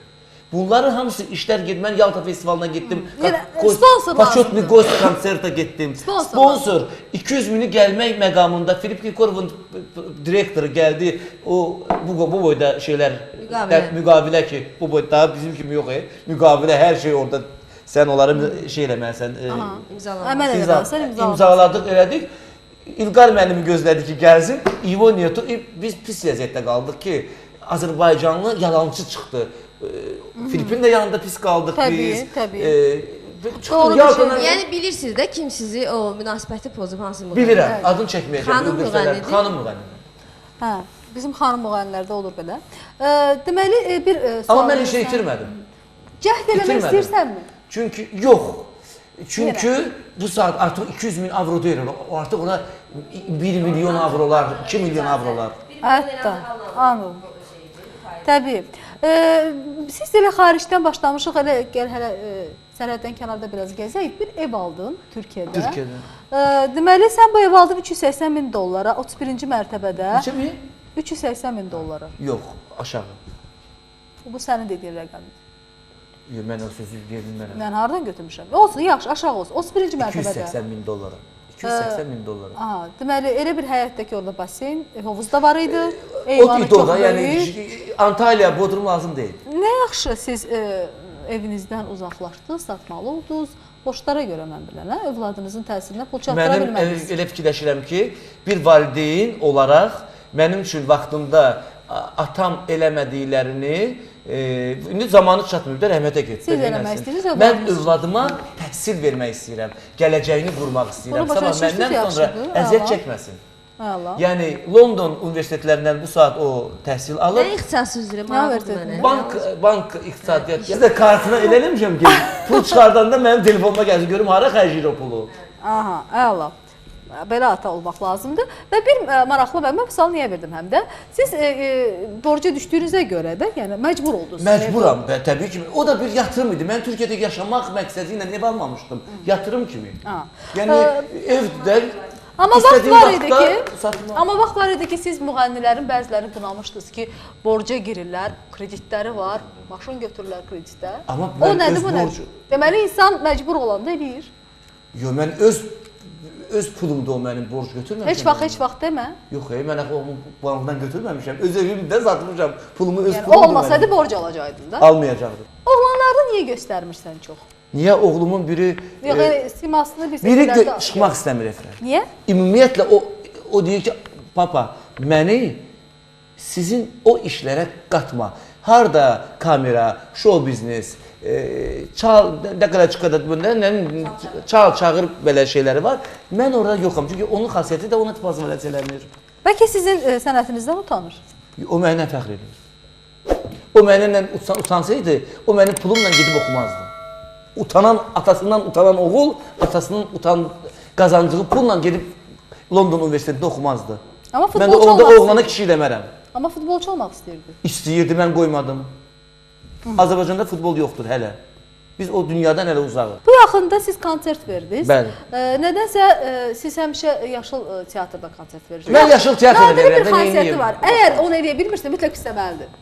Nadir, eləyə bilmirsən, sən dirək. Niyə eləmirəm? O da 2000 nəfər tutur, bu da 2000 nəfər tutur. Mən buna inanmadım. Aysa, mən o derim ki, açıq hava daha əziyyətlidir. Daha əziyyətli, amma maraqlıdır. Əziz tamaşaçılar, siz Heydər Əliyev sarayında heç vaxt Nadiri görməyəcəksiniz. Görməyəcəksiniz. Mən konsertdə iştirak elədim. Bir dənə boş yer demək olar ki, yox idi. Bəlkə indi arxada nəsə var da mən görmədim. Mən düz danışmağı xoşlayıram və amma mən bilən sən 100 bileti özün satın almısan. Ümumiyyətlə orada sizin konsertdəki biletlərinizin satışı başqa yerlərdə, məktəblərdə deyək. Yox, məktəbdə uşaqlarda pul var, məktəbdə pul versin. Onlar sizin real tamaşaçılarınız idi də. Yəni sizin həmişə tamaşaçılarınız. Mənim reklamım getməmişdən, bəlkə Ülviyə də eşitmişdi. Mənim reklamım efirə getməmişdən artıq 400 biletim satılmışdı mənim aldım. Elə belə efirdə demişdim məsəl üçün ki, filan vaxtı konsert eləyəcəm, efirdə, prosta sadəcə. Artıq 400 biletim satılmışdı. Yəqin maral eşitmək. Heç mənim anonsum da sizdən çox getmədi reklamım. Hansı ki, bu saat kimi iki reklamı gedir, Türk müğənnisi gələcək. Murad Boz. 3 aydır reklamı gedir. Yəni 3 aydan sonra olacaq konsert, reklamı gedir küçələrdə, hər yerdə. Amma mən anons vermədim. Amma gəldilər. Yerim də, maral. Yaxşı ki, heç olmasa bir gün konsertimizə gəlirlər, o biristlərə 80 tələ Həm gedirlər. əgər maral mahnısı o mənada çox üstünlük verdi. Mən 2007-də də konsert vermişdim. Onda da elə olmuşdu. Onda danışılır. Sizin mahnılarınız bəstəkarlardan alınarkən olduqca baha qiymətə alınır. Bunu bir dəfə demişsiniz ki, Murad Arifə görə bir dəfə mən Murada vermişəm, pul vermişəm. Amma heç kimə mən belə böyük qonorar vermirəm. Aranjirovkanın pulunu verirəm ancaq. Elə qalsa indiki mahnılar bir aylıq, 2 aylıqdır. Gedib oxuyaram Elza İbrahimovadan, Səid Rüstəmovdan. Bəs nə oxuyursan? Yəni bu mahnıları almırsan? Axır vaxtlar mən Ağlama Sevdam oxudum. Rauf Məmmədovun 88-ci il mahnısıdır. Gedəcəksiniz, nə yaxşı yoldur da, yəni keçmiş mahnıları gətirib bərpa edib oxuyacaqsınız. Pis deyil Həm ki, sevilir, yaxşı yoldur. Yaxşı yoldur. Gənclər də artıq bilir ki, mahnılar var. O mahnı dəyərdimi 3000 manata? Rakıda Aranjировка ilə bir yerdə idi. Uğur qazandı mahnı? Qazandı mənə, Uğur gətirdi deyəndə ki, Uğur siz nəyə deyirsiniz? Yəni dillərə düşdümü mahnı? Məsələn, Uğur dillərə düşdümü? Rakıda çıqqada oynayacağam. Yəni ki, Muradın mahnıları hamısı belə oynaq belə. Yəni bu mahnı tutmadı. Yoxsa tutdu? Yox, tutmadı. Mən şəxsən Rakıda Maral çıxan qədər sözləri bilmirəm. Maral qədər heç bir mahnı tutmayıb onsuz da, İlya xanım. Yox, konsertdə müğənni repertuarını deyil, repertuarından əlavə başqa bir işlər görməli. Demirəm, şou, demirəm, tullansına düşünərək silsin. Tamaşaçı təəccübləndirməyə bacarmaq lazım. Hə, gözləmirəm. Amma konsert repertuarı başqa bir şeydir. Maraqlı şou başqa şeydir. Siz sevirsiniz şou Bax, eləmişsiniz. məsəl üçün, qonşu Türkiyədən bir müğənni gəlir, başlayır göbəyini oynatmağa kişilərdən. Bizim qızlarımız, ay Allah, elə bil ki, göydən Allah düşüb yerə. Öldürürlər, əstağfurullah, elədir də, Vüqar müəllim, elədir də, Vüqar müəllim. Niyə siz belə əstağfurullah deyirsiniz? Bütün qızlara aid deyil, həmən o... Səhnəni sökürlər, az qalırlar çorabını öpsünlər. Müqayisə düzgün deyil, O onda xasiyyətli qızlar Azərbaycan müğənnilərində sevirlər. Amma mən durub Amin hərəkət eləsəm, dalımca nələr deməyəcəklər? Müğənni var ki, şousu ilə gündəmdədir, bu Beyoncé-dir, bu Britney Spears-dir, bu Madonna-dır. Müğənni də var ki, səsi ilə sənətdədir, bu Şadedir, bu Whitney Houston-dur. Amma bunların da konsert formatı albomdan fərqlənir. Shakira konsert Onu demək verdi. istəyirəm. Çox gözəl də konsert verdi. Jennifer Lopez çox gözəl də konsert verdi. Yəni Onlar şoudur, şou xarakterli Ay sağ ol, bax sizdə biznes var. Olmayanları da sadaladın da, Şadeni də Hayır xanım, Şadet ona bilet aldı mı? Yox, onlarda şou da var, biznes də var. Bizdə ancaq biznes var, şou yoxdur. Bəli. Biz ancaq pul qazanmağı fikirləşirik. Mən nə göstərəcəm, tamaşaçıya nə verəcəm, özü bilər. Vallahi mən bu saat nə şou fikirləşirəm, nə heç nə. Mən toyum olsun, pulumu qazanım, övladlarımı böyüdüm, onlara bir gün ağlayım. Deməli bizim mədəniyyətimiz bu vəziyyətdə. Bu müğənnilərdən asıl problem deyil, sistem işləmir. Onların müəllif qonorarları ödənilməlidir ki, onlar işləməyəndə də belə o qonorarı alsınlar. Onlar o qonorarı almırlar. Bu sistemi mən hər dəfə deyirəm ki, bizdə bu sistem işləmir. Albom satışından qonorar ala bilmirlər. Çünki hamısı piratlar tərəfindən çap olunur. Mən demədim.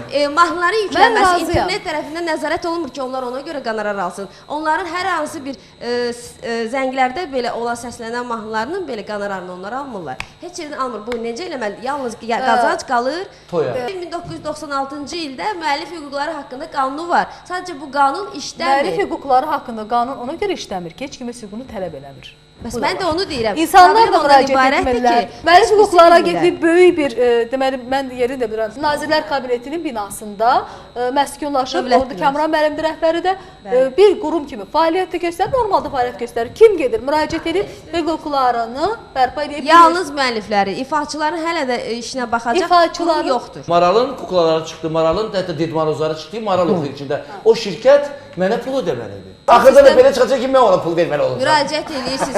O bazarı da bizdə müəyyən olunmuyor. Bu verilişə gələndə, əziz tamaşaçılar, bu verilişə gələndə Nadir gəldi ki, ay mən nə danışacağam, məni hamı tanıyır, mən 100 dəfə müsahibə vermişəm, elə də nədən danışacağam? Elə jurnalistlərimizin də Vüqar aramızda təzədir.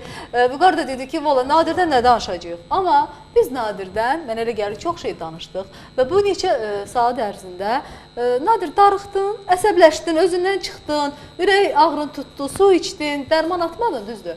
Dərman atıb gəlmişdim, Valeriyanka 2 dənə. Bax belə, mənim verişmə belə gəlməyə lazım, hazırlıqlı. Deməli, Nadir, necə oldu düz üzünə? Mən həmişə sonda qonaqlarıma bu ənənəvi sualı verirəm. Maskadan yaxşıdırmı, yaxşı deyilmi?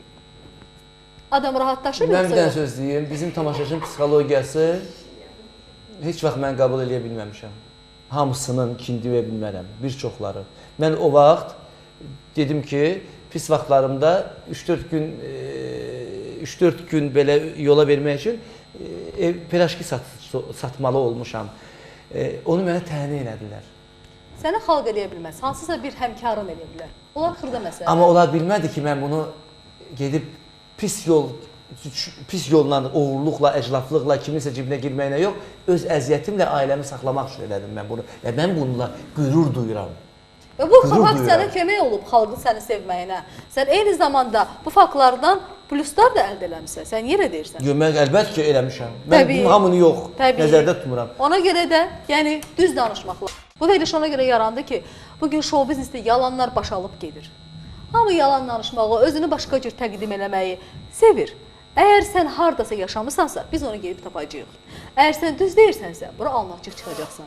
Əgər düz demirsənsə, buradan başı aşağı, üzü kölgəli də çıxa bilərsən. Ona görə də həmişə çalışın, düz danışın. Bir-birinizin düz üzünə demək üçün arxada da düz işlər görmək lazımdır. Bizim qarşımızda böyük bir işlər, araşdırmalar durur. Gecəniz xeyrə qalsın ki, yenə görüşə bilək. Azərbaycan kişiləri adətən öz xanımlarının adını da çəkməz, sevdiklərini də bildirməz, belə bir loyal münasibət göstərirlər. Amma Nadir çox sağ olsun ki, bir nümunə kimi, bugün efirdə hər bir insan, çıxan insan nümunədir, göstərir ki, mən həyat yoldaşımı sevirəm, üstündən 20 il keçsə də, adını da çəkir, 21 il keçsə də, adını da çəkir və hətta inanırsınız bu verilişi ona görə gəlmədi ki, bir dəqiqə Nadir, qoy sözümü qutarım, bu verilişi, birinci verilişimiz ona görə gəlmədi ki, qorxur ki, birdən yoldaşı bizim verilişi Xristiyan sevər, buradakı faktları xoşlamaz, danlayar onu. Ona görə də Nadir gəlməmişdi və bu da yoldaşlar duyduğu sayğıdandır. Yəni hər kişi deyir ki, bir sənə var, mən üzüm bilərəm, gedirəm, sən kimsən? Amma sən əgər onu hörmət edirsənsə və ona razılaşırsansa, bunun üçün sənə mən təşəkkür edirəm. Çox sağ olun. Biz də alqışlayırıq. Bəli, alqışlar.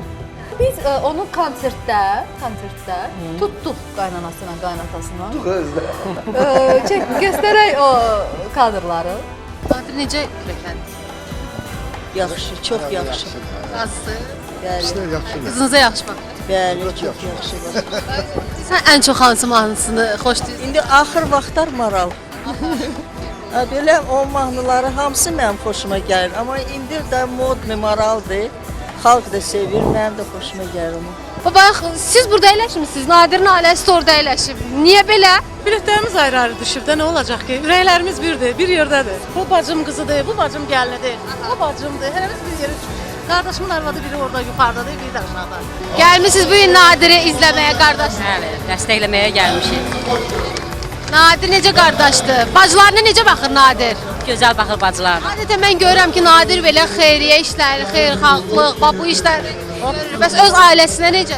Demək olar ki, bütün bacısını, qardaşlarını, bütün qohum-əqrabalarını hamısına kömək eləyir. Yeri gəlmişkən İradə xanım o gün keçən dəfə demişdi ki, siz bacılarınız sizə baxıblar uşaq vaxtı. Uşaq vaxtı hətta bacıları da kömək eləyib. Yəni baxdı, əllərində saxladılar da, sevimli qardaşlar. Sizi onlar böyüdü və bunu siz unutmamısınız və indi hazırda o borcu siz yerinə yetirirsiniz. Əslində bu çox yaxşı üstünlükdür. Yəni mənfiləri deyirsə bunu da deyək ki, düz üzünə yəni həqiqətən də bu hər müğənni eləməyən işdir. Çox gözəldir. Bəlkə də borcum deyil. Yox, Çünki sənin borcundur. Sən baxmasan biz gedib çəkəcəyik ki, baxmır. Yox, indi bir şey var axı. Borcu deyil. Bir dəqiqə, o bacının əri var. Savabı. 4 dənə oğlu var. O bacıya, qardaşa baxarlar ki, üzr istəyirəm. Kimsəsizdir. Amma mən olanlara da baxıram. Allah razı olsun. Allah razı olsun. Deməli, sən şou biznesdə bayaqlar qaynanan da dedi ki, Maral mahnısı ilə bir daha özünü elə bir ki, bir planda qabağa çəkdin. Və amma ən böyük qalmaqalların da Maral mahnısına görə oldu. Sənə uğur da gətirdi, sənə hətta küllü miqdarda qazanc da gətirdi. Küllü deməzdim, normal qazanc gətirdi. Yox, bir dəqiqə. Niyə toylarınızın qiyməti ondan sonra yüksəlmir? Küllü çox çıxır, küllü. Qiymət artır, qiymət artır mı? Sən 2000-dən 10.000-ə gəlib çıxmısan, küllü deyil. Həmən o Maral mahnısı necə yarandı? Necə yarandı? Ümumiyyətlə, bu mahnını Dilək Şimşək oxumuşdu. Yox, ondan qabaq. Azər Bülbül rəhmətli. Azər Bülbül oxumuşdu, düzdür. Amma mən Dilək Şimşəkdə daha çox bəyəndim o mahnını. Bu da şirin mahnı idi. Mən ondan qabaq nələr oxumamışdım? Cahangir asır. Danışacaq, əsəbləşmə. Şəhətimizə baxaq. Yəni mahnını aranjman elədik. Yəni belə də mən disk hazırlayırdım onun dolması üçün. Yəni o qeyri-ciddi yanaşılmış bir mahnıdır. Biz bunu instrumental variantında, türk sazında ifa elədik. Verilişdə ifa elədim bu musiqini, mahnını. Nadir Qafarzadə də qonaq idi bu verilişdə. Yəni mahnı çox xoşuna gəldi. Əslində bugünkü gün bu Marala görə nə qədər populyar müğənnilər gəlirlər studiyaya. Elə bir şey olsun da Maral kimi. Mənə gəlib çox olub ki, müğənnilərimiz gəlib deyirlər ki, bu tərzdə bir şey elə deyirəm, yox, bu tərzdə bir şey mən eləyə bilmərəm. Mən eləyə bilərəm, amma özümə məxsus sadə bir şey eləyə bilərəm. indiyə qədər bizim bildiyimiz, yəni Sovet hökuməti dağılana qədər bizim bildiyimiz, qulağımız öyrəşdiyi Azərbaycan intonasiyasından burada əsər almaq yoxdur. Yaxşı, bu nasıl müdər olur? Çünki bu mahnı ona hesablanıbdır. Onun marketingi ona hesablanıb. Bu ritm olaraq arabesk və o Ramazan üslubunda o davullarla mağullarla, yəni o dövrün bu qədim bir şeydir. Qədim bir, yəni bəlkə də bir 200 il Qədim və faciəvi şəkildə müasirləşdirilmiş. Faciəvi şəkildə bəli. Yəni biraz duzu çox olmaq şəklində. Birinci ondan başlayaq ki, bu mahnı Şur muğamı üstündə yazılıbdır və Şur muğamının Azərbaycan versiyası ilə Şur muğamının İran və Türkiyə versiyası arasında intonasiya fərqləri var. Məsələn, bizdə maral mahnısı olsaydı, yəni sırf Azərbaycan musiqisinə uyğun olsaydı, biz belə eləyərdik.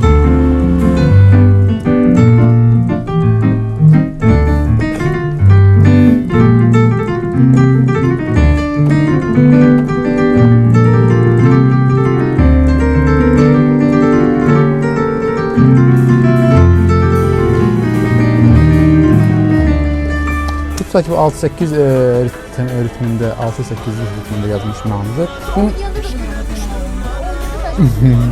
Çünki ritmi o cür qruplar.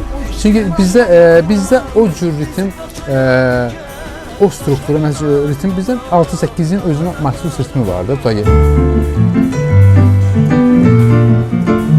Amma İran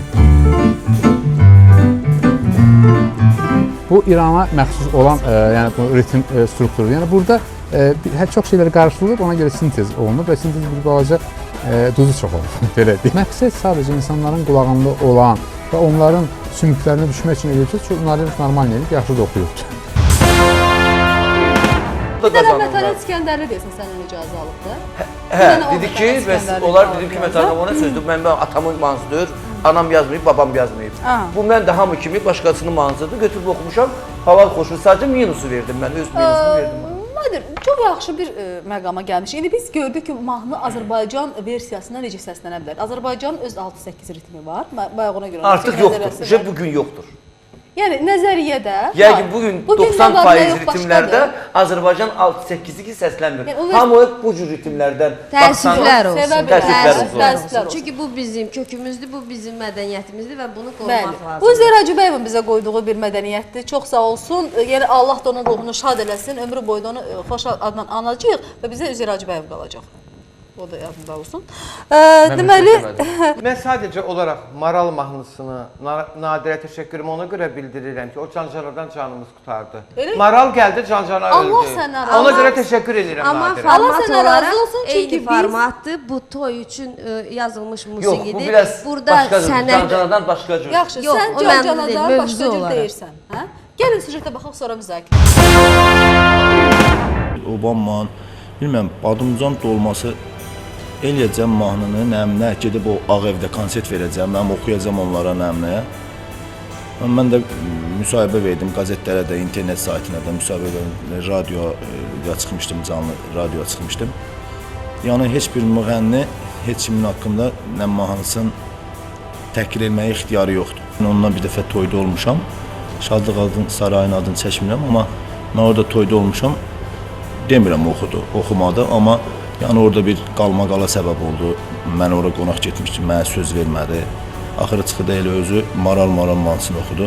Elə Cancanadan da mənə elə gəlir ki, heç bir fərqi yoxdur. Mən Maral mahnısını oxuyuram, elə çox mahnılar oxuyuram. Çünki insanların 600-700 min nəfər toyda insan varsa, onların zövqü eyni deyil. Cancana mahnısı ilə Maral mahnısı heç bir fərqi yoxdur. İkisi də eyni Şur adından, bizim Şur muğamımız adı üstündədir. İkisi də 4də 1 deyilik də, yəni cetvet. O cetvet, burası sadəcə olaraq ritmində biraz fərqi var. O da türk mahnısıdır, bu da türk mahnısıdır. O da türk mahnısıdır, bu da türk mahnısıdır. Bu Dilə Şimşək oxuyub şeyi, Maral mahnısını, Cancana mahnısında Ceylan oxuyub. İndiyə kimi o qədər sənətdəydin. Hər mahnıda oxumuşsan, Füzuli kantatasını oxudu da Nadir Qafarzadə, düzdür? Təmiz söhbətdə Füzuli kantatasını oxudu. Yəni ondan gedib heç bir o qədər pul qazanmadı, gəldi Maral mahnısından pul qazandı. Bir ayın içində internetdə rekord vurur. Niyə? Bu oğlanın özünün bir faciəsi ondadır ki, bunu Cancananın müəllifi kimi tanımırlar, vüqarı tanıyırlar. Çox böyük əsərdir, vacibdir də, elə müəllifi də tanıyır. Deməli, mən bir də tamaşaçılara məlumat verim ki, Cancana mahnısının, yəni bugün toylarda da çox oynanılır. Hələ oynanılır, indi də oynanılır. Niyə oynanılır? Mən o gün gördüm oynanır.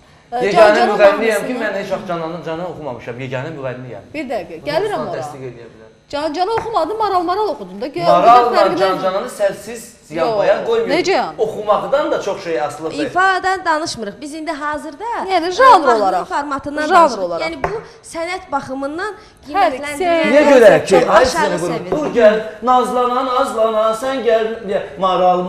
Nəyi bu, nəyi burada fərqi var? Biraz fərqi odur da. İndicə bizim sevimli bəstəkarımız Vüqar Camalzadə də onu deyirdi ki, bu ölçü olaraq bizim deyil və biraz da duzu çox olub. Yəni ki, çox biraz Deməli belə çıxır ki ya, 5 milyon, o gün mən hesablamışam kalkulatorla, 5 milyon 500 min baxış olan millət hamısı səviyyəsiz, aşağılı, zibil yeşinə düşüləcəksiniz. Yox, var opera musiqisi, hansındakı az adam qulaq asır. Sənin opera musiqini heç kimə lazım deyil. Lazım deyil deyə bilməzsən. Qəliz musiqidir. Qəliz musiqi rəsmi dövlət tədbirlərində Can-Cana və Maral-Maral oxunmursa, deməli bizə qalan başqa şey. Deməli xalq məni bugün aparırsa, mənə küllü sizləyən küllü miqdarda pulu verirsə, deməli xalqa bu lazımdır. Yox. Mən axı oxudum Cahangir Cahangirov'u xanım. Cahangir Cahangirov'u da oxudum. Nə qiymət, hansı qiymət? Mən xalq oxutar əsərini oxudum. Siz toyda onu oxumalıydınız. Siz Cahangir'də oxuya bilməzsiniz. Müşahidə ilə bu normal şeydir. Bilirəm mən onu. Məsələ orasındadır ki, Nadir müəllim, biz sizə heç nə sübut eləmək istəmirik. Amma fakt budur ki, bir var mədəniyyət üçün işləmək, bir də var cibin üçün işləmək. Bunlar fərqlidir. Qarın boş olandan sonra bu mədəniyyətə necə işlərsin? Bu günləri, bax, mən bu məsələ xüsusən qabartmaq istəyirəm. O günləri bir xarici ölkədə qastrol səfəri idi, yəni Azərbaycan mədəniyyət günləri idi bir xarici ölkədə. Mən ad çəkmək istəmirəm, hansı tədbirdə onu da demirəm. Demək olar ki, ancaq bu sonuncu muğam müsabiqəsinin uşaqlar orada iştirak edirdilər. Deməli, Azərbaycan mədəniyyətini təmsil eləmək üçün elə nümayəndələr lazımdır da, Nadir? Mən Maralı burada şey eləmək istəmirəm. Mən istəmirəm, bunun mübahisəsini sən Maral rekord qırdı mı? Yox, sən ona pul qazanmısan. Bu sənin qazancıdır, bu xalqın qazancı deyil. Bu xalqı bu gün deyil. Nəyə görə? Səhər 07-də dal qapını açdılar. Bu mahnı nə qədər Azərbaycan xalqına xidmət edirsə, bayağı musiqi. Sənin o mahnı xidməti. Biz sənin günahlandırmırıq sən niyə bunu oxusan. Yaxşı şeydir. Siz toyda kantat mən əzizim, sabah mənim uşağım, nəvəm, mənim deməyəcəyik, mənim babam Füzuli kantatası oxumur. Deyəcək, mənim babam hansı villanı mənə qoyub gedim, hansı bağı, hansı maşını qoyub gedim. Mən dedim də bu psixoloji məsələ. Mən bugün bunu fikirləşəm. Bəli, Nadir Qapanzadənin əməyi Azərbaycan mədəniyyətində çoxdur. Heç bir müğəndi mənim qədər eləməyib. Haqqına danışım. Maraldan qabaq Nadir silsilə... Bir dəqiqə. Nadir, mən sənə fikirləşdim. Mən bir əsəbləşmə, amma çıxardınız mənə əsəbdən. İnsanların tələbatı var, söhbət zövqdən gedmir. Məsəl üçün, bizə deyirlər ki, məsələn, tutaq ki, manlı qaşı xeyirlidir. Amma biz manlı qaşı yemirik. Biz gedirik, kabab yeyirik. Hansı ki, mənədə ziyandır. Amma biz bunu xoşumuza gəlir. Bu bizə maraqlıdır və dadlıdır. Daha doğrusu nə ki, manlı qaşı. Və söhbət bu maraldan gedirsə, insanın zövqü varsa, yəni belə deyim də, zövqü var təbii ki, və bunun tələbatı varsa və Can-Cananın tələbatı varsa, o maral da olmayacaq, başqa bir xit gələcək ərsiyə. Bir dəqiqə, siz başa düşmədiniz, mən mübahisənin nəyə görə yarandı, deyəsən, nəyə görə? Mən demirəm ki, niyə oxumusan? Mən deyirəm ki, sən bir dənə orada səhv buraxdın. Dedin ki, yaxşı eləmişəm, oxumuşam ki, muğam oxuyan nə qazanır, opera oxuyan nə qazanır. O düzgün deyil. O düzgün deyil. Mən bu, bəli, əvvəl elə fikirləş, mən sizin kimi fikirləşirdim, əvvəl mən sənət. Artıq görürəm ki, sənətə qiymət yoxdur. Mən pul qazanmalıyam, acından ölməliyəm mən. Ki, sənət mənim sənətimə pul verib qiymət verəcəklər. Xeyr, getdi o Nadir. Mən pul qazanıram yaşamaq üçün, şık yaşamaq üçün, hər il Avropanı gəzmək üçün, yoldaşımla şopinglər eləmək üçün. Avropaya gələcəyik. Yəni ki, mən artıq əvvəlki Nadir sizin kimi fikirləşirdim. Yəni, çox gözəl ki, etiraf elədiniz. Yəni, etiraf elədiniz ki, bu sənət deyil, bu məqsəd pul qazanmaq üçün olan ifadə. Əvvəl sənəti fikirləşirdim. Əla, yox, düpbədüz, çox gözəl. Əvvəl, bir neçə il bundan qabaq sizləyəni fikirləşirdim. Gördüm ki, ay balam, heç belə it dəftərində adı maral olan kimi, qəşəng də bəli qazanıram, qəşəng də yaşayıram, əcəb edirəm çünki bu mənə haqqımdır. Allah mənə bu Sovet dövründə də olub da, Papa Mehriəli o kimi sənətkar acından ölüb, özü də veriş hazırlamış. Bir çoxları, Kəsməş oxum acından öldü ömrünün sonunda. Yaxşı, mən deyirəm də veriş getdikcə burada Nadiri salama çıxarsam. Müzakirələrin çox qızğın məqamıdır, amma reklamların da vaxtıdır, az sonra görüşəcəyik.